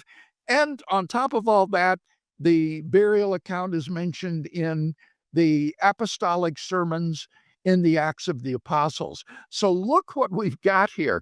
You've got 5 or 6 independent sources for the burial account, some of which are among the most ancient, earliest materials in the New Testament. And so these are incomparably better sources than the second century apocryphal gospel. Wes Huff was on with Joe Rogan 3 hours, and Joe is admittedly not an expert in these things. And Wes is trying to popularize certain points and wasn't able to expand. So it sounded like Wes was just saying, I dismiss the Gospels because they have an agenda and they're reliant upon earlier texts. And if that's what he was saying, then Alex fairly said, wait a minute, the Gospels also have an agenda. And Matthew and Luke, for example, are reliant upon an earlier text. So I think Alex fairly said, I'm not totally sure if I'm capturing what Wes communicates here. So I literally texted Wes to make sure I was understanding what his point was. And he clarified to me that he means the Gnostic Gospels are reliant upon established canonical Gospels. But rather than bringing the same message as, for example, Matthew and Luke do with Mark, they have a Gnostic agenda of incorporating their own pagan beliefs onto the earlier texts. So the agenda of the Gospels is to proclaim who Jesus is, and the agenda of the Gnostic Gospels is to appropriate Jesus for their own theological, philosophical perspective, which was foreign to the first century Second Temple Judaism and early Christianity. So I think that clarification really helps. And Wes's argument, if he's able to expand it, still stands. Yeah, literally everything there was false. My gosh. First of all, the idea that a Gnostic agenda is somehow less historically reliable than any other agenda doesn't make any sense. Like, Alex's point is that if there's an agenda and they're using Jesus as a mouthpiece for their agenda, then the reason for rejecting the non-canonicals is exactly the same reason that you should then reject the canonicals, right? Like saying that, so what they're implying there is that this Gnostic agenda didn't exist in the first century, but there's actually no evidence of that being the case. In fact, anything that you would think of as Gnostic, we can find examples of in early first century stuff. Like we could find Gnostic material in the letters of Paul. We can find it in First Clement. We can find it in Hebrews. We can find it in the canonical Gospels have elements of this. And I think part of this is a word game where the word Gnostic is being used to mean one thing at the beginning of your argument, and then it becomes a different thing halfway through. So that they're trying to like hyper define Gnostic, and then they're going to loosely define Gnostic. And so they're playing word games with the word Gnostic. Gnostic is a bad word anyway. The Gnosticism as a concept didn't exist. This is a whole new point that, the Westar Institute and other scholars have come out saying, look, the whole construct of Gnosticism is a bad idea of 20th century scholarship, and we should abandon it. And that's important because it means that there was, and there's a reason they came to this conclusion, is that there is no such thing as a Gnostic agenda. There are many agendas, and those agendas overlap and are similar or different from each other in a lot of different ways. And you can find elements of Gnostic agendas in the canonical Gospels. You can find elements of different agendas in Paul's letters and so on. So that's not a useful way to date the material. You have to go gospel by gospel. If you look, for example, the Gospel of Peter, which does seem very clearly based on, Matthew and Mark, there's nothing particularly Gnostic about it, right? Like there's nothing that they could be complaining about that looks second century. The most you could say about it is that it has its own agenda and it is reacting to and using as the sources Matthew and Mark.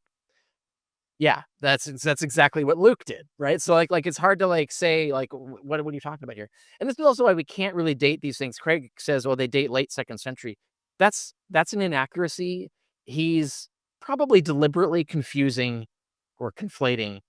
We only have references to them in the late second century. with the conclusion that that's when they begin. But the problem is we have no early second century texts that discuss the circulating gospels, or very little, almost none. And so we don't know. We actually, and we have none for the late first century. So we don't know when these gospels actually arose. We cannot say that they first arose in the late second century. The most you can say is like the Gospel of Peter has to postdate Matthew and Mark, like that. Like you can say that confidently because he's clearly building on material from those gospels, so they had to be written first. But that's as best we can get.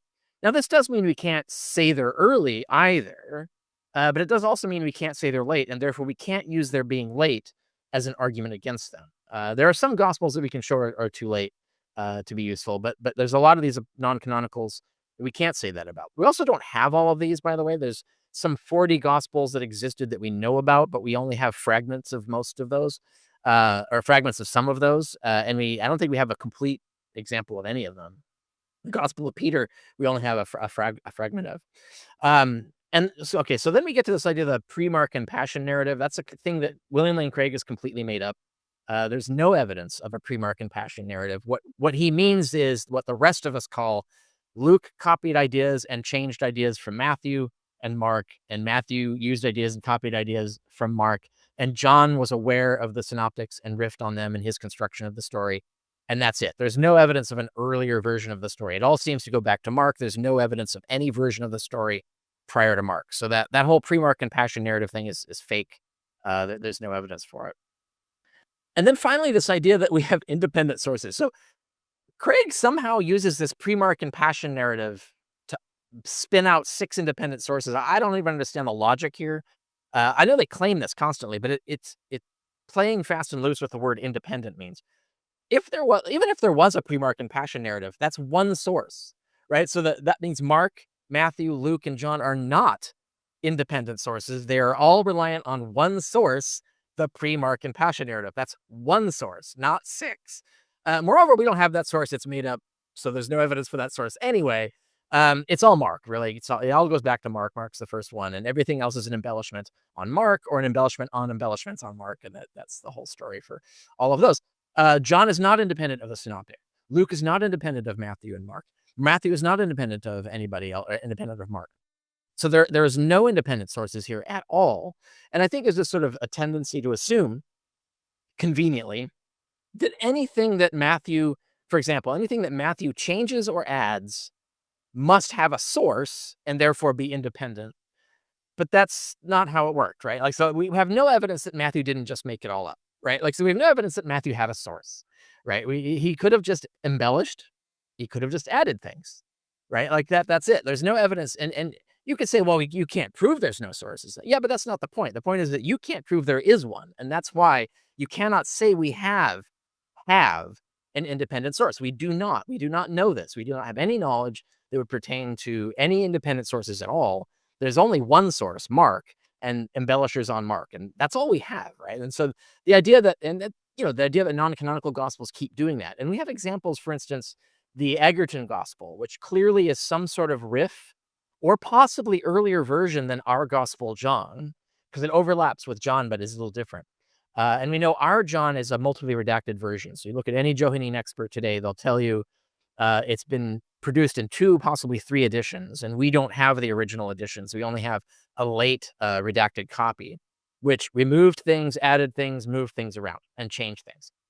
So the Egerton gospel could be an earlier version of our gospel John that got changed and edited into our version. So that's a gospel that could actually date to the same time as our gospels, and so on. So you could go from non-canonical to non-canonical. Some of them could plausibly be late 1st century, early 2nd century. Some of them are late, and therefore we can dismiss them. Some of them are doing what they said, where they just have Jesus make long speeches. But some of them are narratives, just like the gospels we have, like the Gospel of Peter and the Egerton gospel. And so the non-canonicals are very diverse in what they talk about and what their agendas are and so on. And so you can't make these blanket statements that they're saying about it. But I think it still holds up that what Alex said is still true, and Sean did not recover it, because when Sean says he asked Huff, and Huff says, well, no, I think we can rule out the non-canonicals because of their Gnostic agenda. but because the canonicals have an agenda, we can't rule them out. Alex is right that that's an illogical demarcation. If you think having an agenda and relying on other sources to build out your case is a reason to dismiss the non-canonicals, then that reason holds equally for the canonicals. You got to dismiss them as well. This apologetic that Sean spun, that Huff spun, that Sean is repeating, is completely illogical. It is not capable of achieving the goal. I think it's a backpedal. It's an attempt to try and rescue himself from saying something that he realized after the fact is bad. It looks bad. And it does reveal the truth, is that the only reason they reject the non-canonicals is they don't like them. Right? They don't agree with their agenda, and that's the only reason they don't like them. Now, I personally think like most of the non-canonicals are post-canonical. Some of them, like I said, could overlap, like Egerton and Gospel of Peter, but we can't nail down when they were written. So I do think I dismiss the non-canonicals simply because insofar as we can use them at all, they're so derivative of the Gospels we already have that they add nothing, right? So we can't do anything with the Gospel of Peter. We can't do anything with the Gospel of Egerton. They're clearly just making stuff up. So even if they were written in the same time as the canonical Gospels, that isn't useful information for us at all. And so if we look at the canonical Gospels, I think we're getting some of the examples, basically a good example of what's going on in the late 1st century, early 2nd century in terms of composing Gospels. I don't think we need the non-canonicals to make any particular point. And we can't establish they're early any more than we can establish they're late, so that makes them difficult. Whereas we know the canonicals are earlier than most of the non-canonicals, or because of the reliance. But anyway, I'm rambling. The point being is that you can't get Huff's argument out of this. You have to pick a lane. You either have to say, okay, I'm going to trust things with an agenda that are reliant on other Gospels, or not. And then you have to face the consequences of which lane you've picked to drive in. Neither one works out well for Huff. So you fact check someone coming back from the dead. Well, how many people saw his body, right? Well, Paul says that 400 people saw him all at once. 400 people saw the crucifixion? No, saw the resurrected Jesus. Yeah, 1 Corinthians 15, Paul says that Jesus appeared to the disciples, and then he appeared to 400 people all at once. Wes gets this slightly wrong, as Paul actually says that Jesus appeared to 500, not 400 people at one time. But this only makes it all the more amazing. 500 people witnessing the physically resurrected Jesus would be an amazing proof of his resurrection. Unfortunately, 1 Corinthians chapter 15 is the only mention we have of this event anywhere. It's not in the Gospels, nor in Acts, nor in any other historical source. So, what do we learn about this event from 1 Corinthians? Nothing. Nothing at all. Paul does write that, quote, he appeared to more than 500 brothers at one time, but that's it.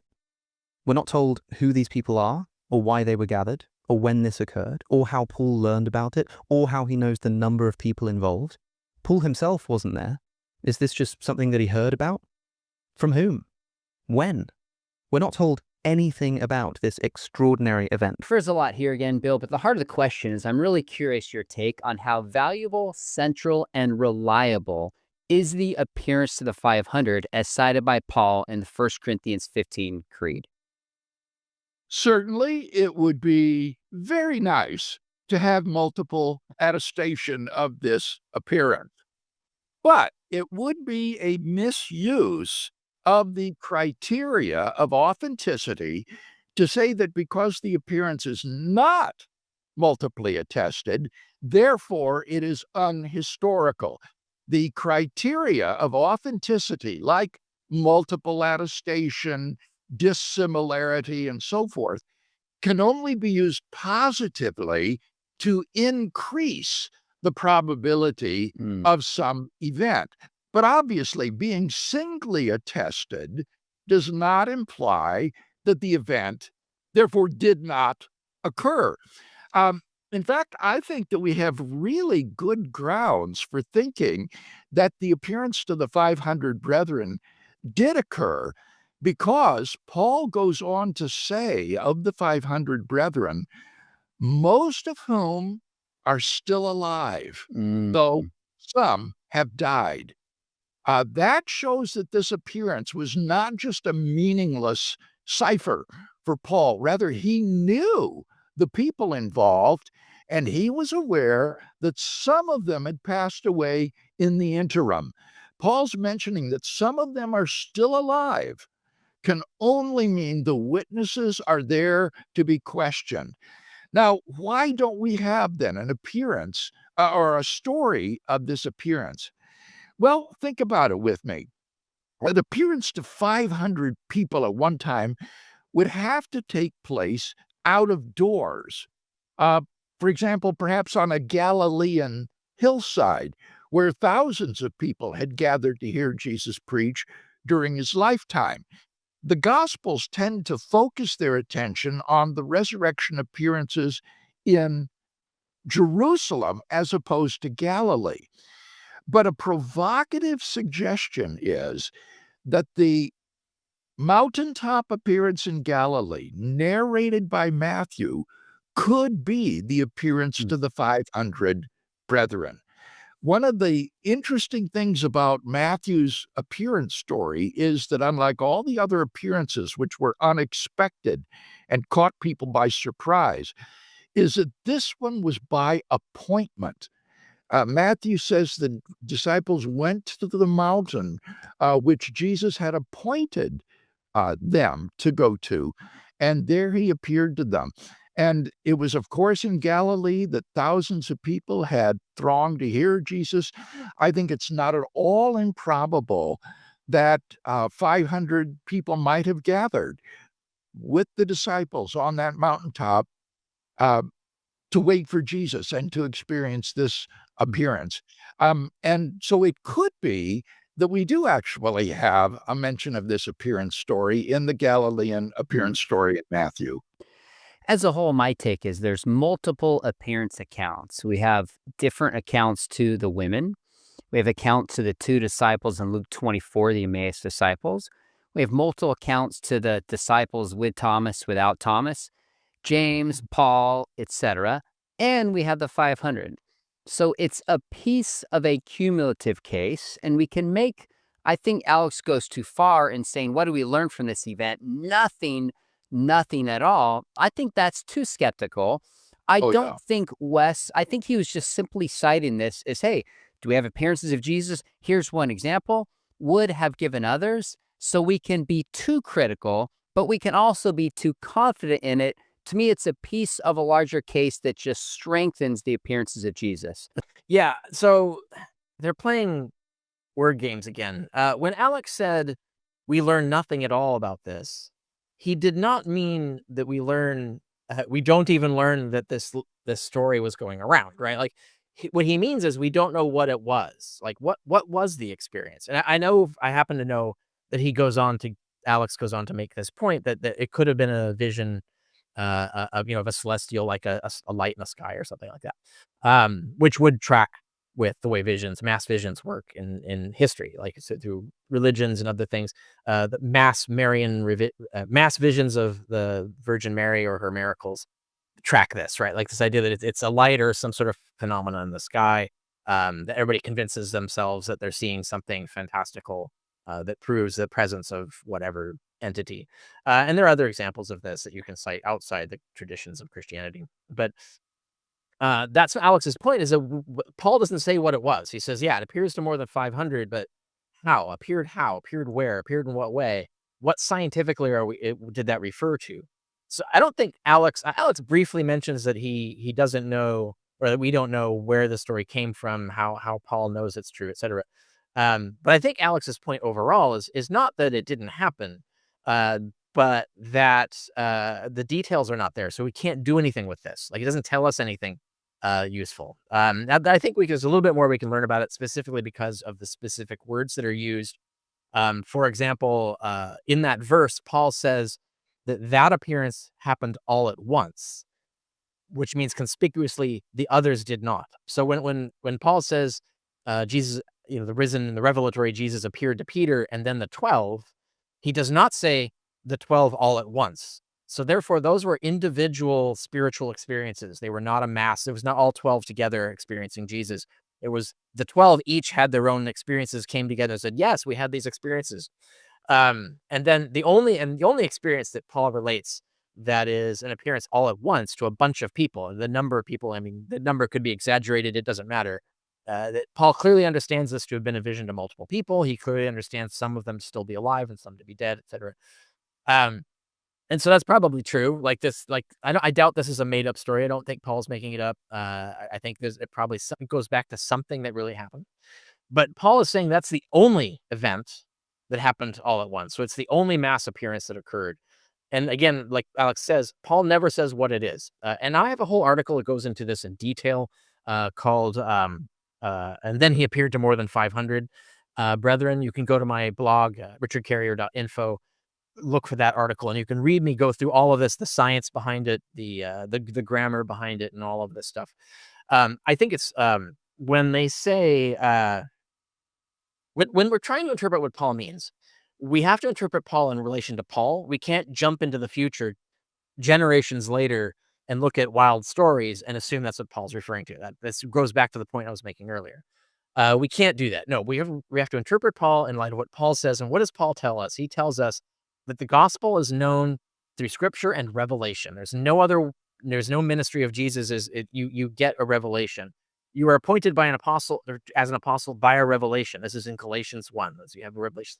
So Paul doesn't seem, and he even says, like the idea of appeared to, like the context is revelations, individual appearances, fleeting appearances. They're not lasting, ongoing appearances. They're sudden one-offs that these people have. So we're talking about revelations. So Paul, if you want to understand what Paul means, he means some sort of revelatory event. Now, with the mass occasion, there's different ways that can manifest. And when Sean and Craig try to push this into Matthew 28, that doesn't work because Matthew specifically says that only the 11 are there.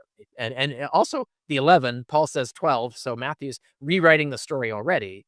But the idea that there could have been other people there is not a useful argument because that's not a fact, right? You can't build on a premise of something that isn't attested, right? So you can't say, well, I guess there are a bunch of people there, therefore that's the same event. No, it's the appearance to the 12. Matthew is narrating the appearance to the 12. He's subtracted one because he killed one off in his story. But it's clear that it's just the 11, right? And yet he acknowledges some of them didn't believe it, which is sort of an acknowledgement this is a revelatory event. Maybe those guys had to be persuaded to come around that it was really an appearance of the Lord, etc. But there's clearly an acknowledgement of some fact that this was not a very clear demonstration of the resurrection of Jesus. There's something questionable about it. And so that gets to the, Matthew depicts it as Jesus showing up bodily there. But that's Matthew's, embellishment. That's his legendary development. When we look at, like Paul and stuff, it probably wasn't that. It was probably something much more ambiguous, a much more ambiguous experience. A much more plausible attribution of what Paul is referring to is what occurs in Acts 2, which is the Pentecost appearance to the brethren, more than 100 brethren in Acts, where they see flaming tongues, they feel the Holy Spirit, and they hear a voice, etc. That is probably closer and may even, in fact, derive from this verse in Mark or in Paul, because Paul's verse, it's interesting. There's a lot of verbiage in Acts 2 about this that is very close to the verbiage of this verse in Paul that we're talking about, to the point that it is entirely possible that our version of the verse is corrupted, that originally it didn't say more than 500 brethren, that originally it said to the brethren on the Pentecost. And Paul in the same chapter refers to the Pentecost, where he says Jesus is the first fruits of the general resurrection, which is connecting Jesus with the Pentecost, with the idea of first fruits. And Acts has, appears to the brethren all at once on the Pentecost. The Greek words for Pentecost and 500 are very, very close. In fact, it's easy for a mistake to lead an emendation from one to the other. So I think it's entirely plausible that Luke, and you have to explain, why do none of the other gospel authors, not even Luke in Acts, why did none of them have never heard of this appearance to 500, to more than 500? Why do they all have access to Paul's letters? Why did none of them, this is juicy. Why would they leave it out, right? This is the best thing they could include. Why would they leave it on the cutting room floor? And I think one explanation that would explain this is that it did not exist in Paul's letters when they were reading Paul's letters. When they were reading Paul's letters, it talked about a Pentecost appearance, which wouldn't fit for Mark, Matthew, or Luke's gospel because they're narrating the events up to, the third day. They're not going on 50 days later. But Luke does when he gets in Acts. In volume 2 of, his gospel is Acts. He goes 50 days further. And so he does narrate this appearance to more than 500 or more than 100 brethren. I think the number didn't exist. I think Paul might have said to all the brethren at Pentecost, and that Luke is narrating that by embellishing it into this tongues, the flaming tongues experience, and the feeling the Holy Spirit, and the presence of the Lord becomes an appearance of the Lord. Now I can't prove that, right? Like we don't have any decisive way to prove that, but that is a more plausible possibility than this trying to rewrite Matthew 28 to turn it into an appearance to more than 500, which is not at all what Matthew clearly had in mind. And I talk about this, the language, how the Greek is so close between the two verses, Acts 2 and 1 Corinthians 15, and this one verse, in that article on the appearance to more than 500. Just one comment to get your thoughts on.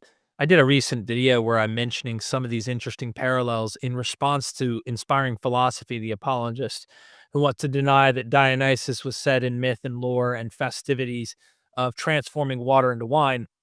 And I was reading not only Dennis McDonald's work, Mark W.G. Steib, other academics who are finding the Johannine gospel to imitate Euripides in some way, and it's a tragedian type gospel. There seems to be tragedy elements, and there seems to be general parallels that seem to be there. Mark W.G. Steib likes to indicate maybe they're there, but here's some general ones. Dr. McDonald in his book, The Dionysian Gospel, says he gets cold feet and runs away from going all the way. Let me take you all the way, right? And he goes into everything from like John 4 with the Samaritan woman who's being promiscuous. Well, the Maenads are accused by Pentheus of being promiscuous in the wilderness out there in their own frenzy. Anyway, I don't want to get lost in the details, just to simply highlight the Acts 2 situation with the fires, the tongue of fire, and they go into a frenzy. And I thought, wow, in Euripides, you see them being accused of being drunk when they're in a frenzy, just like it's early morning. And Peter goes, look, they're not drunk. Yeah, and that's in Acts, right? That's in Acts 2, the accusation of them being drunk. Yeah, right, exactly. Yeah, I just didn't know if you thought that maybe, what your personal insight, if you thought you were persuaded that maybe there was something going on there, as far as... I mean, there are other scholars who've gone into the analysis of this. I think Dennis McDonald and others have explored it. But just on a more basic level, rather than making any more concrete claims, it is absolutely the case that readers of Luke would know the Bacchic context, right? Like the absolute, it would not be an obscure text to them. So they would immediately recognize the allusion, right? Like there's no doubt, right? And Luke, as he's writing it, would know that people would get the allusion. And so that he's basically embellishing and riffing on an existing mythology within paganism. So there's no doubt that that's the case. What you make of that is, that's a whole separate basket of eggs or whatever. But yeah. So the idea, I think, to go back to what Alex is saying is that this verse doesn't tell us anything that we need to know.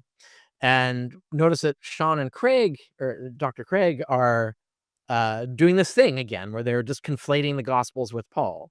So saying like, well, if Paul said there's an appearance to more than 500, then Luke 24, where Jesus is visiting them and having dinner with them and stuff, must be true. It's like, but no, that's not what Paul says. And that's Alex's point, is that Paul does not say that, right? That is an embellished legend that is a made-up story later on. Paul conspicuously doesn't say that. So he doesn't tell us that it was that kind of experience at all.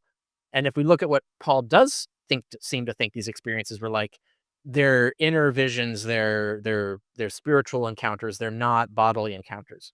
And so that's, even insofar as Paul thought Jesus had a body, the experience itself for him is like an experience in a dream, or an experience in the sky, or an experience, in a revelation.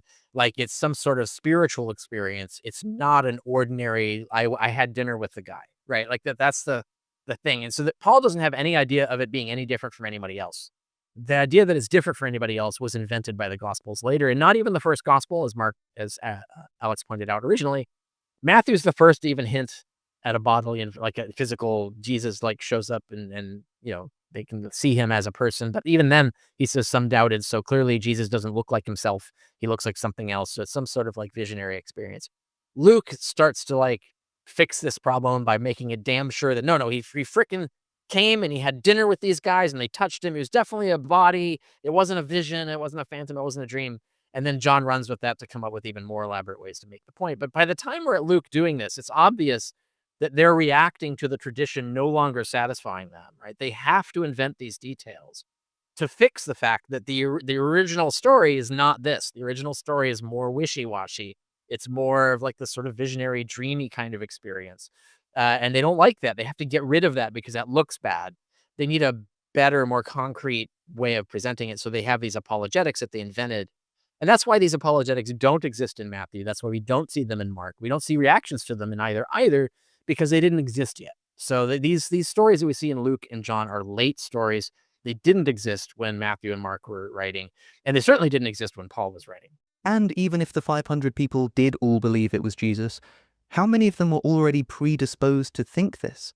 Remember, sometimes groups do claim to see visions, such as various apparitions of Mary or the Roman Emperor Constantine's vision of a cross of light in the sky, which may have been seen by his whole army as well. The source isn't clear. Look at this image.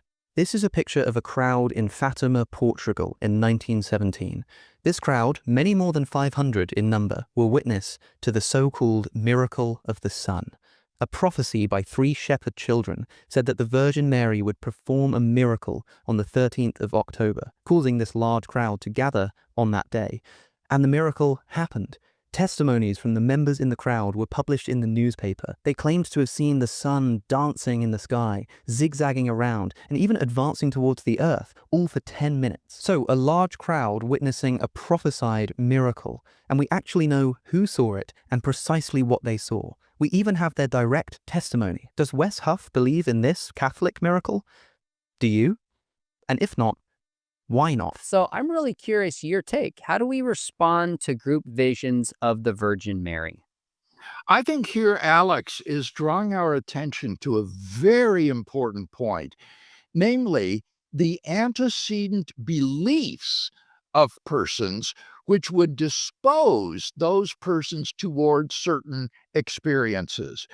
Like Alex, I am skeptical of the Marian mass appearances. The person who experiences Marian visions are typically Roman Catholics predisposed toward belief in the Virgin Mary. And so for exactly the same reason, I wouldn't lay too much emphasis on the appearance to the 500 brethren, who were probably all Christians. It's interesting that Paul refers to them as brethren, 500 brethren. So these people were probably already Christian believers, and therefore predisposed to believe in Jesus' resurrection. And so I wouldn't lay too much emphasis on this. As you said, Sean, it's a piece in the puzzle. It's part of the cumulative case. I think the really important appearances are the appearances to Peter and to the 12. These early appearances were completely contrary to antecedent Jewish beliefs, which predisposed them not to believe that Jesus was risen from the dead. One of the most remarkable things about the belief in the resurrection of Jesus is that the earliest disciples who suddenly and sincerely came to this belief were predisposed by their first century typical Jewish thought forms completely against it. And so this is one of the major factors crying out for explanation with respect to the resurrection of Jesus. What N.T. Wright has called these mutations in Jewish belief about the resurrection that were necessitated by believing in Jesus rising from the dead. This is not a natural evolution of antecedent Judaism. Now, if I understand Alex's reasoning correctly, he's saying, if we have this appearance of the 500, then we would need to adopt these Catholic visions of Mary.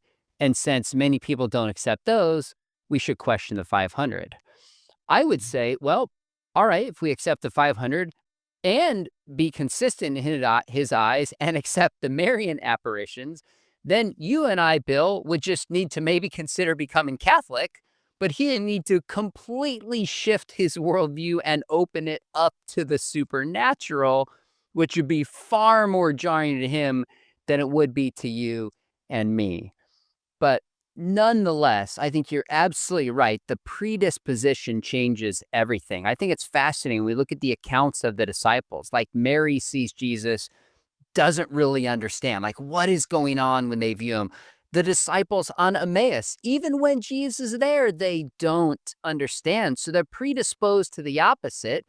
And you and I have to explain the apologetic question. If that really was Jesus, why didn't they believe?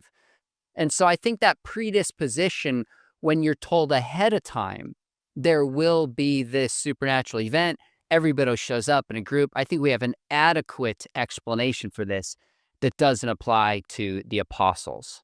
Yeah. Notice Sean just walked right into that one. Yeah, why didn't they? Why do the Gospels preserve evidence of doubt?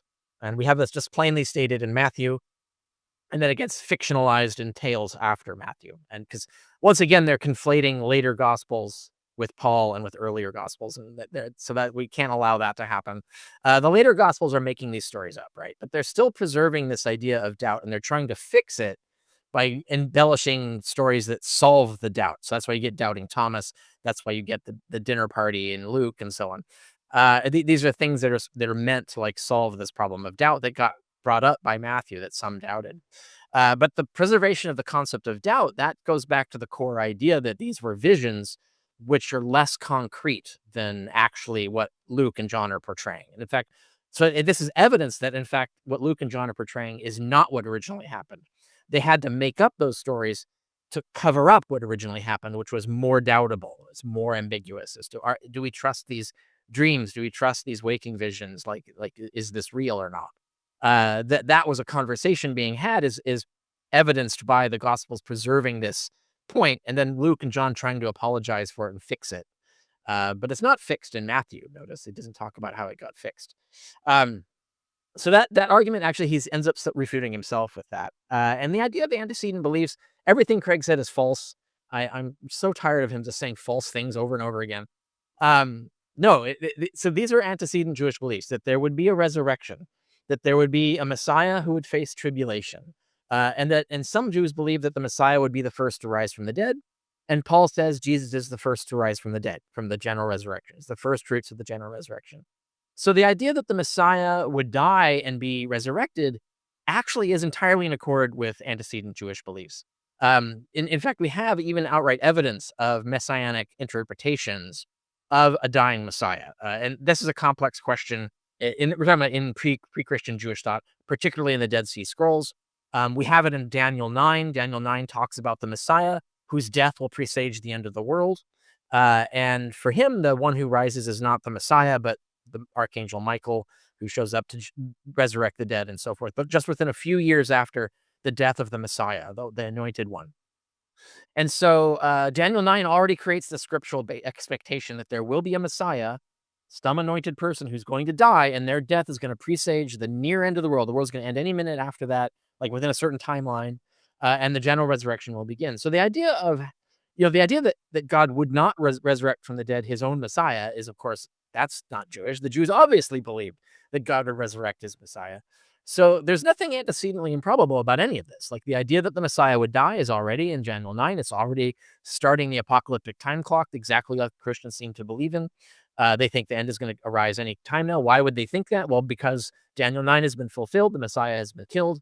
Why do we think the resurrection is going to happen? Well, God rose Jesus from the dead as an illustration. The resurrection has begun, right? Like, so this is the whole idea. Like, this is all exactly framed in a way that makes complete sense within early Judaism. So then there's the idea, of course, if there's a historical Jesus who ginned them up to all of this, there's the intense hope and finding the secret messages in Scripture confirming it.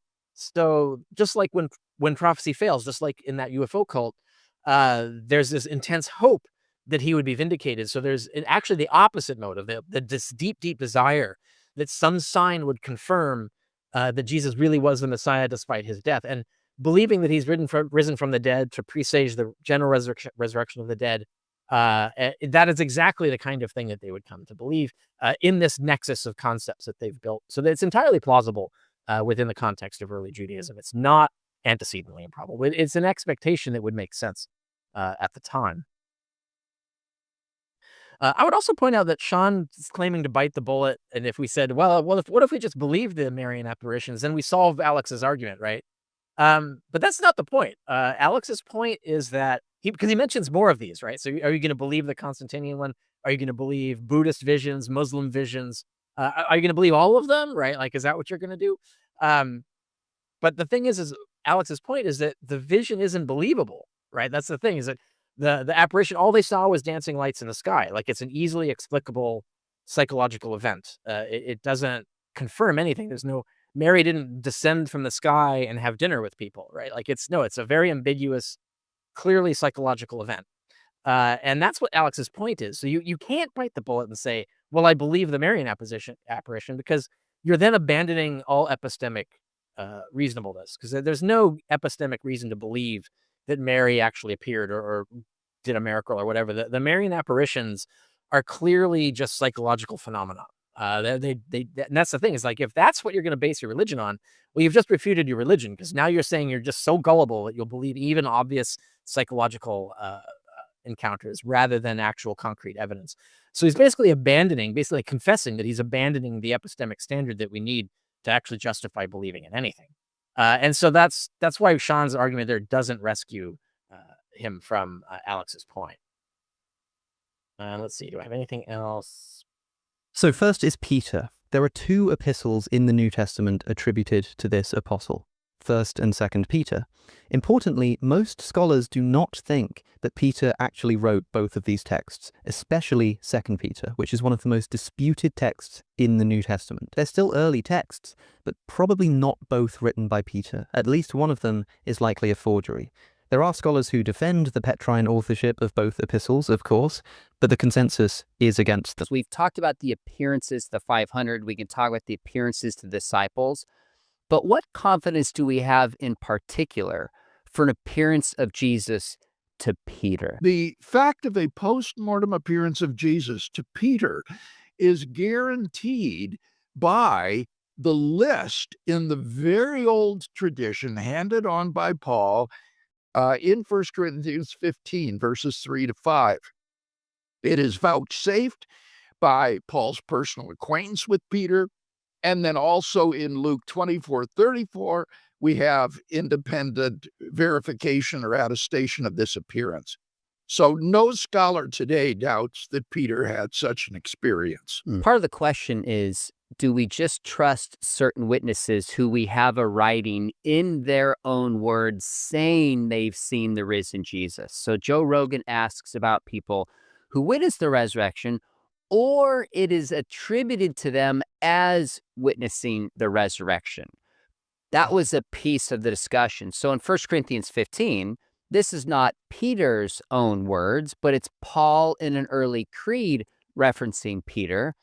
But we could also add there's multiple attestation of this in the different Gospels and, of course, in Acts.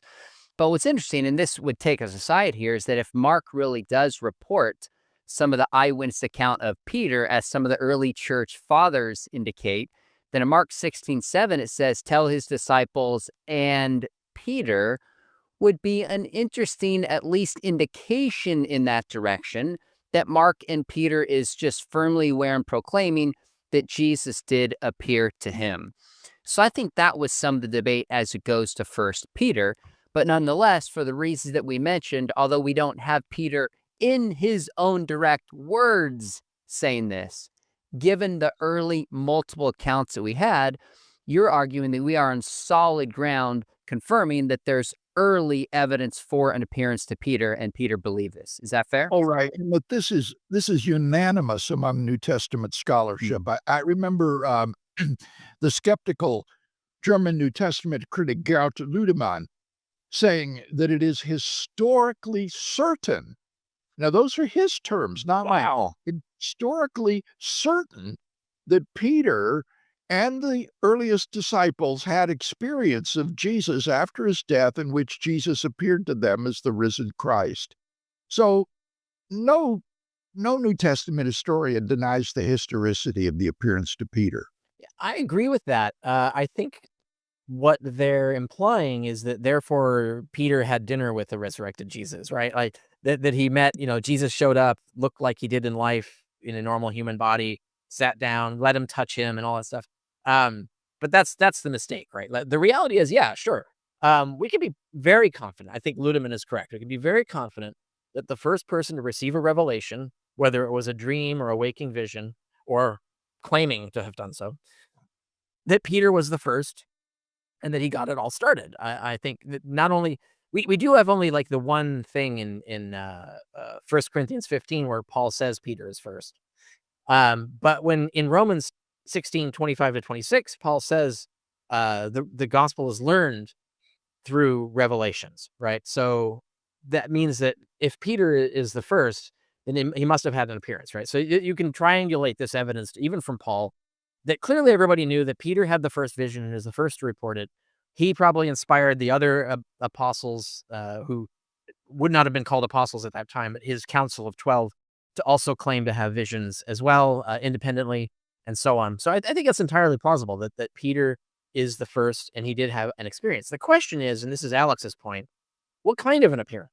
What did Peter experience? Did he literally just have a dream, wake up and say, Jesus came to me in a dream and he said all these things? And everybody's like, wow, that's amazing. And the Holy Spirit is telling me that it's real. Like that's entirely compatible with everything Paul says and so on. I would take a nitpick. I don't think, because since I agree with their conclusion, I do disagree with one of their methodologies here, which is that they cite Mark as independent testimony, but Mark is referencing 1 Corinthians 15, so he's not independent of 1 Corinthians 15. So you cannot cite Mark as an independent testimony to this fact. The only reference we have anywhere in ancient history that a real source, a primary source, is 1 Corinthians 15. That's the only place where we hear Peter saw Jesus first. It's not recorded anywhere else independently of that. So even like Acts, the Gospels and all that stuff, they're not independent of Paul. So you can't argue from that. Nonetheless, I do think there's enough evidence within Paul to agree that Peter had some sort of visionary experience of Jesus. Okay. I'd like to add, if I can, Dale C. Allison Jr., writing in his book on the resurrection, he makes this point that can be the case, depending on the evidence that we're looking at, that books that come later don't necessarily negate the fact that there might be more historically reliable material. So the two things is, the one comment I would like to make is he says it is historically certain. Again, we get back to this point, like that kind of language of certainty. I know Bart Ehrman, people use him against you to totally debunk the idea, like it is certain, right? And there's this like weaponization I think the apologists are using here, but it is historically certain. And earlier you mentioned, and you're not the only scholar, I won't name which scholar actually critiqued this, and this will come out in the final product here, is that they themselves are doubtful of they look to the imperial cult and they actually say, actually, there were eyewitnesses that were feigned or intentionally. And here you go. These guys have like a free vacation as cult leaders of this movement. This is a good point. I'm glad you brought this up. So in my answer, I was not being particular as to whether Peter did or was pretending to have a vision. This is very important. So yes, it is entirely possible that Peter is pretending to have had a vision, and he would have. And so when Paul is saying that Peter saw him first, he is relating something that is true in the sense that is what Peter said and what everybody else said, and it's historically true that he is the first one to claim to have seen Jesus. It's entirely still possible that Peter's making that up, and the same way that Joseph Smith did, the same way Muhammad did. Pick anybody, right? Like so. It's also possible that it was a genuine dream or a genuine waking vision. That goes back to the point I made earlier. Both are possible.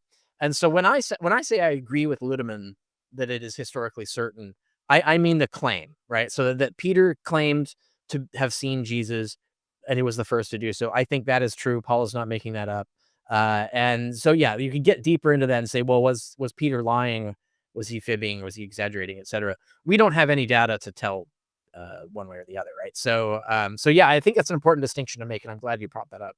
And Allison, just to add his personal take, he thinks Now, of course, he's granting the Gospels are depicting something earlier somehow than Paul, and he makes this argument that he thinks the list in 1 Corinthians 15 is kind of Paul is like mostly focused on men, so he scratches any female experiences, but that Mary or some of the women actually were the first ones to have experienced some kind of appearance, a visionary experience or appearance, if you take the later Gospels, seem to be more concrete, so that he thinks it might have been a woman's experience before Peter and others.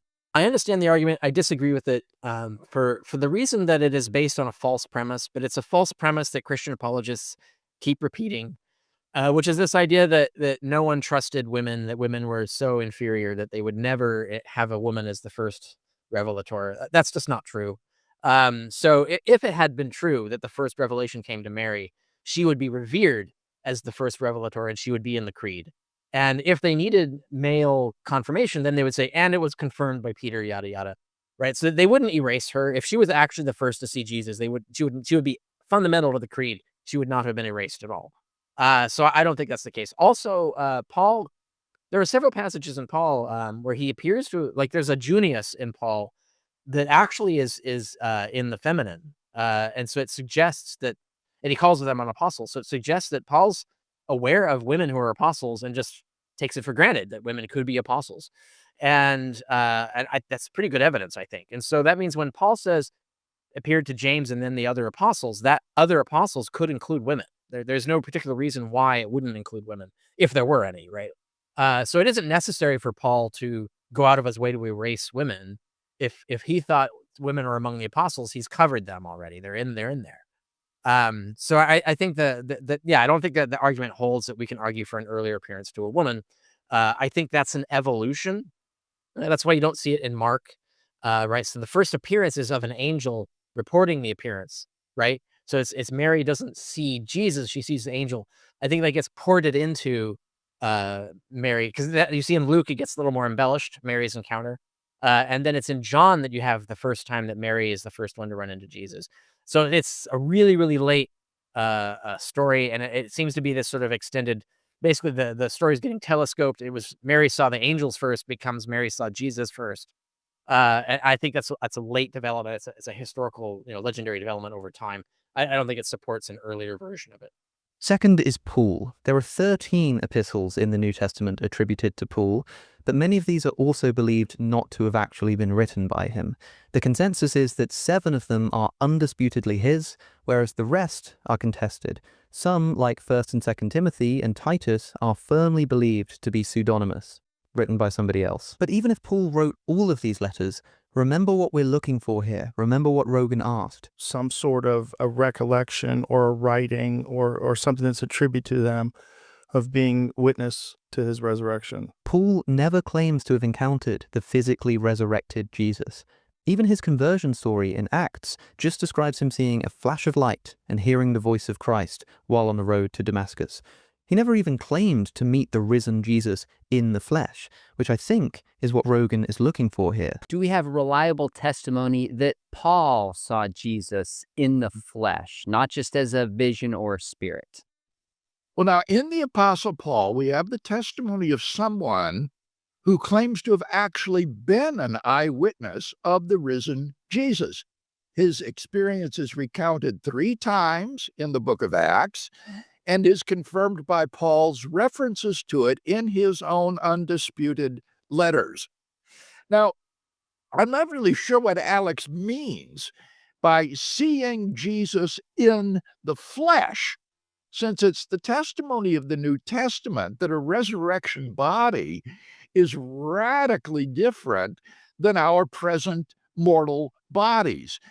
I think that the question is whether Paul saw simply a blinding light and heard the voice of Christ speaking to him, or whether he saw the bodily form of a person who spoke to him. And it's really hard to know exactly what Paul said. The evidence is not clear. But when Paul says elsewhere in 1 Corinthians, "Have I not seen Jesus, our Lord?" he uses exactly the same language that is used to describe the bodily appearances of Jesus to the other disciples. And so I think it's not at all unlikely. In fact, I'm kind of leaning in the direction of thinking that what Paul saw was the bodily image of a man in that blinding light that was the Lord Jesus. Mm. Now, just for clarification, I think Alex says Paul never claims to have encountered the physically resurrected Jesus. Those are the words that he used. The way I asked it to you is just in terms of seeing him in the flesh. But here's my take, and tell me if you agree with this. Luke recounts Paul's conversion 3 times in Acts, like you said, and indicates there was sound and light. So this is not entirely a subjective internal experience. Right. 1 Corinthians 15:8, Paul says, last of all, as to one untimely born, he appeared also to me. So his appearance would have come after the ascension of Jesus and thus had some differences from the other appearances. But Paul believes it was sufficient to place it on the same level and seemingly kind as the other disciples, which leans me towards some kind of bodily appearance that was there, but maybe with not just as much confidence as some of the others. Is that a fair nuance to you? Yes, I think that would be a fair assessment, Sean. It's very clear that Paul regarded this experience on the Damascus Road not as a vision of Jesus. He had visions of Jesus at other times later in his ministry, but this was a unique one-time encounter with the risen Lord on the Damascus Road. And therefore, as you say, he's able to include himself in the list of witnesses to the resurrection appearances with a good conscience. Yeah, there's a lot wrong there. Paul does not say out of time, so that's a bad translation. He says abortion. He says God appeared to him even though he was an abortion. And what he means is a miscarriage. He goes on in the next line. He explains what he means, and is because I persecuted the church. So he basically saying God appeared to me even though I was a monster, and turned me around, and now I'm no longer a monster. So that has nothing to do with the nature of the resurrection. There's no mention of an ascension having already happened at any point. It's the other way around, actually. So in verse 7, Paul says, appeared to James and all the apostles, including me. Right? So Paul is including himself in verse 7. So the appearance to all the apostles, Paul is assuming his appearance is the same. And note that Dr. Craig did this just before Sean tried to change the narrative to, oh no, Paul means after the ascension. No, Paul says there's no way that works with what Paul says. Paul doesn't say that. It doesn't fit with what he says. You can't do that. That's illegitimate use of his sourcing. Craig agreed with the idea that Paul must have seen Jesus the same way as the disciples. He says that. He uses that as an argument because they saw him bodily. When Paul says he saw them, that he saw just like other apostles did, that therefore Paul must have seen him bodily. But the problem is that argument works the other way around. That in fact, Paul's talking about revelations. He explicitly says in Galatians 1, it's a revelation. It's not with flesh. I did not meet with flesh and blood. I had a revelation of Jesus. And he says it's in me that he experienced Jesus. So the valence goes the other direction. So the order of it goes the other way. If Paul thought that he saw things the same way as the disciples, as Craig just said, and he says that he saw Jesus in a wishy-washy vision, not meeting a physical touch at Christ, then that means the other disciples did too, right? So that means Craig's own argument refutes what Sean just said. That in fact, Paul says it was just a vision, therefore the disciples, it's all visions all the way down. And that's all we can get out of Paul. There's no way to extract what Sean's trying to get out of it. You can't make that stuff up. You have to go by what Paul actually says. And it confirms that this is all visions. This is all psychological phenomena. It's not, dinner party Jesus. This is not like I met him, hung out with him, etc. Let's see if I go the other direction. Ascension. Yeah, I did all that. All right. So yeah, that's the problem with what they're saying there. I will add some juicy ancient beef. You appeared on Line of Fire back in the day when you were young, and you were probably, I think you were still at the time a historicist, and you were debating William Lane Craig, and this is the exact same thing he said then where you asked him, you're not saying that Paul is like literally dealing with a flesh and blood Jesus like the later gospels say, are you? Well, yes, I am actually. He's trying to argue the bodily Lucan Johannine back into Paul. That's exactly right. That's exactly what's happening, and there's no basis for it. All the evidence points in the other direction. That version, the Lucan Johannine version, is late embellishment. It's a late sort of dogmatic reaction to the earlier versions as it's evolving towards them. When you go back in time, it becomes defabulized as you go back, and you don't, eventually you don't have the touch it dinner Jesus. You just have, well, I saw someone on a hill that might have been Jesus. And then you go back and then it's like not even that much. And then you go back to Paul and it's a revelation. Right. So if you go back in time closer to the actual truth, you end up with the exact opposite of what Craig is arguing. And that's supports Alex's point. And there's a similar problem with the fourth name that Wes mentions, James, whose epistle in the New Testament, again with some dispute over the authorship, also simply does not recount his witness to the resurrection. Wes is wrong to bring him up as well. Here's the heart of the question, Bill, is we don't have the words of James in his epistle, even though there's debate about whether he wrote that or not, which is somewhat secondary. We don't have words of James himself saying, I've seen the risen Jesus, like we do with Paul. So do we have reason to believe, which Wes Huff cites and believes, that James is a reliable witness of the risen Jesus nonetheless? The appearance to James is attested in the old tradition handed on by Paul, and it is vouchsafed by Paul himself, who knew James personally. Moreover, I think the appearance is historically plausible as the best explanation for why James, who did not believe in his older brother during his lifetime, suddenly became an ardent follower of Jesus afterward and was even martyred for his faith. So you do not need to have a person's own words describing his experience in order to be historically confident that that person did, in fact, witness such an event. So I have sympathy for Alex because he's responding to certain books in the New Testament specifically that Wes laid out in terms of Jude and 1 Peter and James. I think that's why he's bringing in the apostleship here.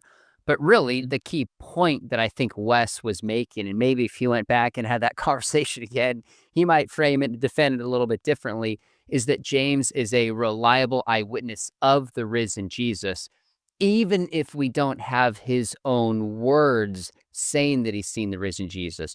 As best I can tell, there's actually three sources that are cited here. Of course, 1 Corinthians 15 that you cited, 7a. But John Dominic Crossan also cites the Gospel of Thomas 12, which is interesting. Even Gary Habermas is not persuaded by that. And then the Gospel of Hebrews, which is dated kind of the first half of the 2nd century.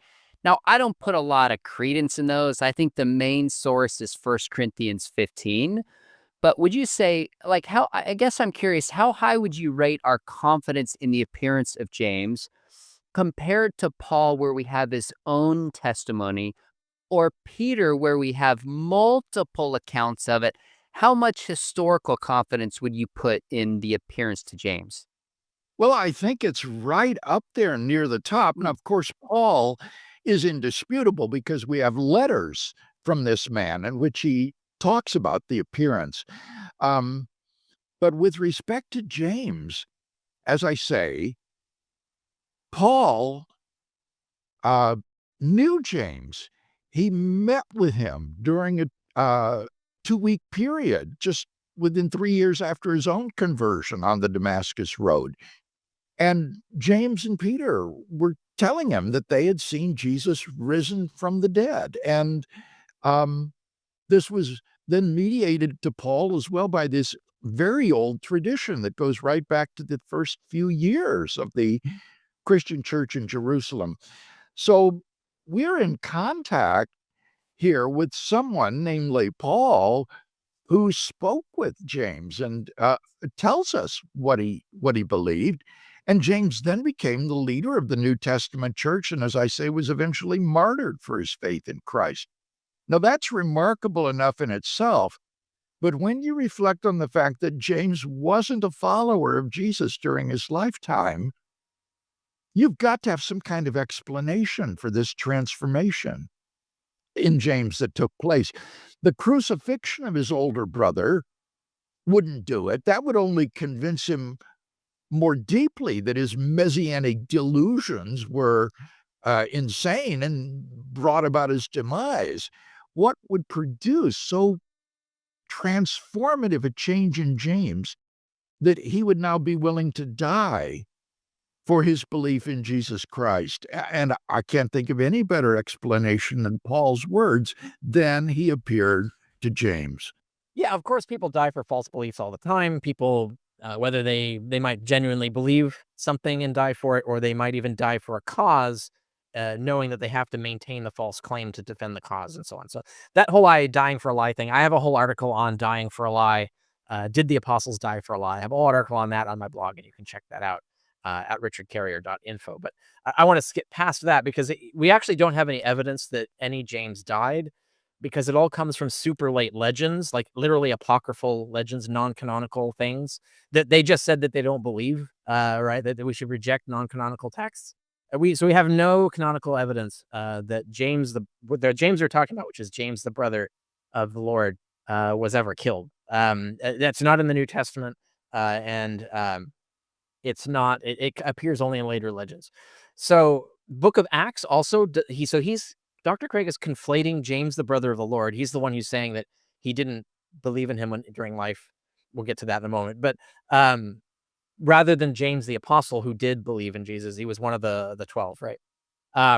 So Acts has no brother of Jesus named James anywhere in the public history of Acts. So he's confusing different men named James. The James who's killed in Acts is killed by beheading, and that's the apostle. Right. So that's the disciple. That's not the one who became a believer after Jesus died. So he's confusing, I say conflating, because I think he's doing this on purpose, different people. So you can't get that argument. You can't get that he died for a lie out of a late legend that he died. So you can't trust what he died for or why or any of that stuff. So those legends are useless for that function. So he's using an even more implausible legend to try and bolster another legend, right? Like, so that's that kind of reasoning just doesn't work, and that's why it doesn't hold up in history. So also, even if it's worth pointing out also that Paul does not say the James that he's talking about in 1 Corinthians 15 is the brother of the Lord. He conspicuously doesn't say that. And in fact, this is one of the reasons that I and some other scholars think that James is an insertion, that Paul didn't write the word James, because it breaks the symmetry of the creed. It's redundant and doesn't serve any function. Whereas if you take it out and just keep the apostles, you end up with a more streamlined and symmetrical argument. But anyway, whether it's authentic or not, we don't know which James Paul is talking about. We don't know which kind of appearance he's talking about. We don't know how this James saw Jesus. It was just another revelation at better, just like we've been talking about. So it's actually useless for making any point that they want to make.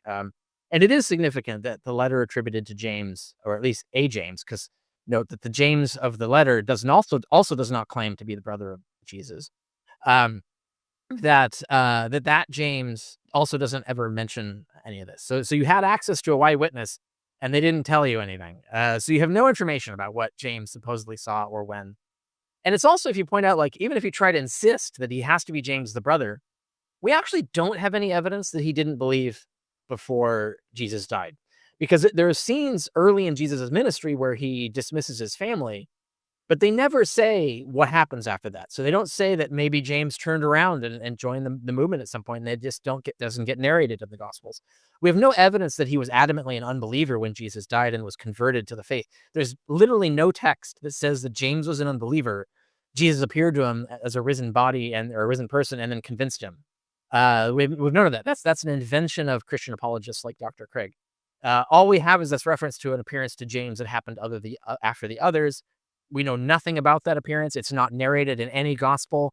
It's not narrated in any, I think it's not even narrated in any non-canonical gospel. We have no sources for it. So there's nothing you can do with it. It's just the same as all the others. Romans 16:25-26, Paul says it's a revelation. That's all people's had. Galatians 1, it's a revelation. It happens in you. It's a psychological experience. So that would be the most likely thing that this James would have had. And even if it did convert him from non-belief, which Paul does not say, no other source says, that's entirely possible in the same way that Paul was converted from non-belief, because Paul himself says, I was a persecutor, and then Jesus appeared to me and changed my mind. And yeah, you could do that by faking it. You might have a social reason to want to switch sides. There are lots of really good reasons for Paul to have done that. It could also be genuine. Paul's guilty conscience could have caused him to have a dream or an experience that made him feel the Holy Spirit, feel that he's got to be right about something, that he was wrong about something, and that Christians are right about it, and he should get on board. Like, that could be a real experience, but it would just be a psychological phenomenon, a psychological event. It doesn't mean that any actual God appeared to him and told him anything. Ladies and gentlemen, you just heard Dr. Richard Carrier. I mean, this has been a fantastic discussion and very illuminating to hear you from a critical side, dissecting an opponent. You've debated several times in the past, and the line of fire.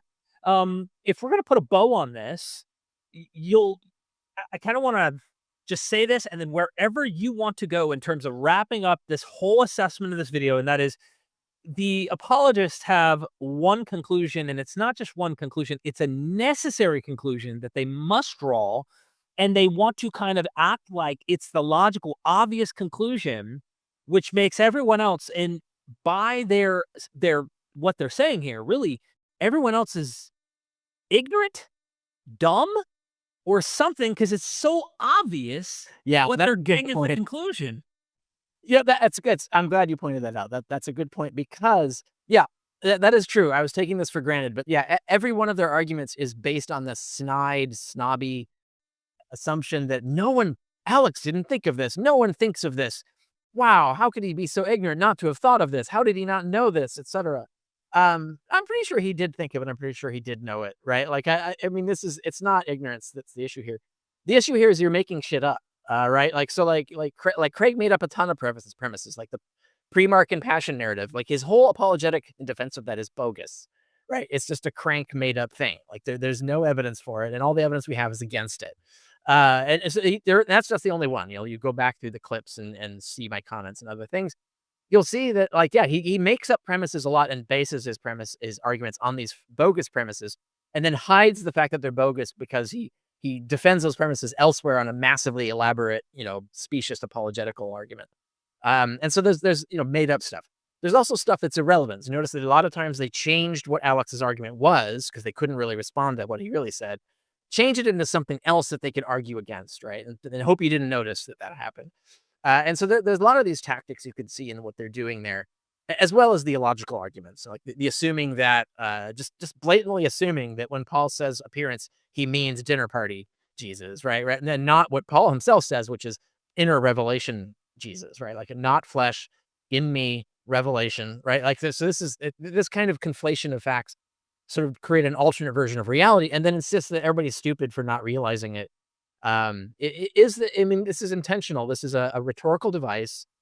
It's just like Donald Trump, right? You project absolute confidence in whatever bullshit you're saying, and people will believe you simply because you're so confident, and you're it's like, how could they be like, you bluster? Like, how could they not have known this? It's so silly. They could have known this, yada, yada. That's a rhetorical psychological manipulation. If you look in it and think there's actually no logical basis for this attitude.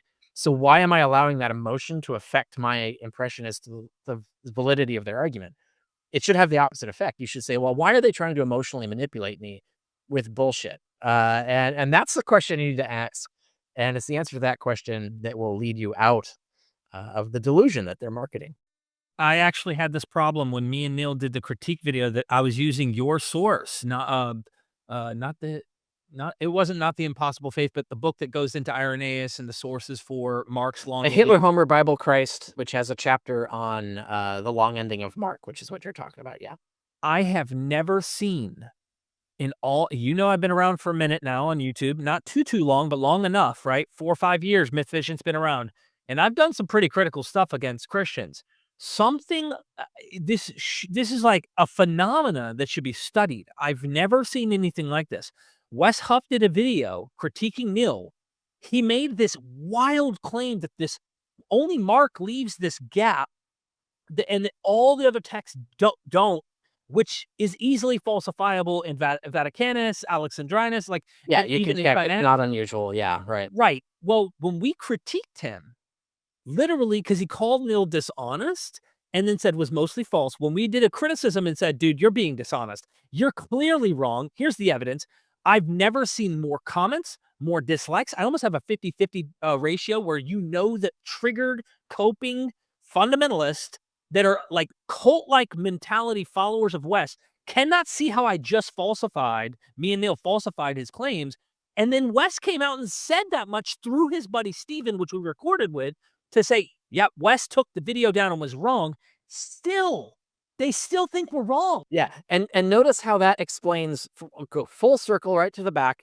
Why did Christianity grow so successfully? That, right? Once you're committed, once you have that Holy Spirit, that feeling that makes you sure that it must be right, all evidence is relevant. So you fact checking is irrelevant. You could show them the corpse of Jesus, they won't believe it. Like, there's literally no evidence that you could use to stop the roll up and the growth of the religion, as long as they have that feeling that it just feels right and must be true, right? And the same with, like, you've picked your man. Like, I can't possibly believe that Paul or Peter are lying. Therefore, anybody who presents any evidence against anything they say must be the ones lying, right? Like, it's this logic that guarantees the success of all religions that have ever been successful. It's this exact same, like, failure of epistemic reasoning, this adopting psychological reasons to believe something rather than, rational logic and evidence, right? Like, logic and evidence are irrelevant. How you feel about what you believe, how you feel about your authority, your chosen authorities, it's all feels. It's all how you feel. It's not logic. And that's what makes things like Christianity originate. That's what makes the apostles believe that having a dream of Jesus is enough to conclude that Jesus really appeared to them. It's what allows all the people that they preach to believe that they must be telling the truth, because they're doing the same thing Craig does. They come in there with absolute arrogance and absolute confidence. How could they be so confident unless they're telling the truth? It's the same thing. And then that becomes what they call an emotional infection, right? It spreads. People pick up on that and, like, feel good about, like, the charismatic reaction to it. And then that spreads the religion. And it's all based on emotion. It's not based on actual, like, logical analysis of evidence. Ladies and gentlemen, Dr. Richard Carrier, man, you're so gangster at this. I love it. And I did all this at sight. I had not seen any of these clips before, so. Listen, I love you, man. I really, really do. I appreciate you. I hope more people will actually go get your books, study what you say, check out your blog, go support you on Patreon. And in fact, you've got me wanting to do another deep dive. Just listen, I am not a dogmatist. I know I've said on record I'm a historicist. Like, a few things make sense as to why I think there might have been a guy this is based on, right?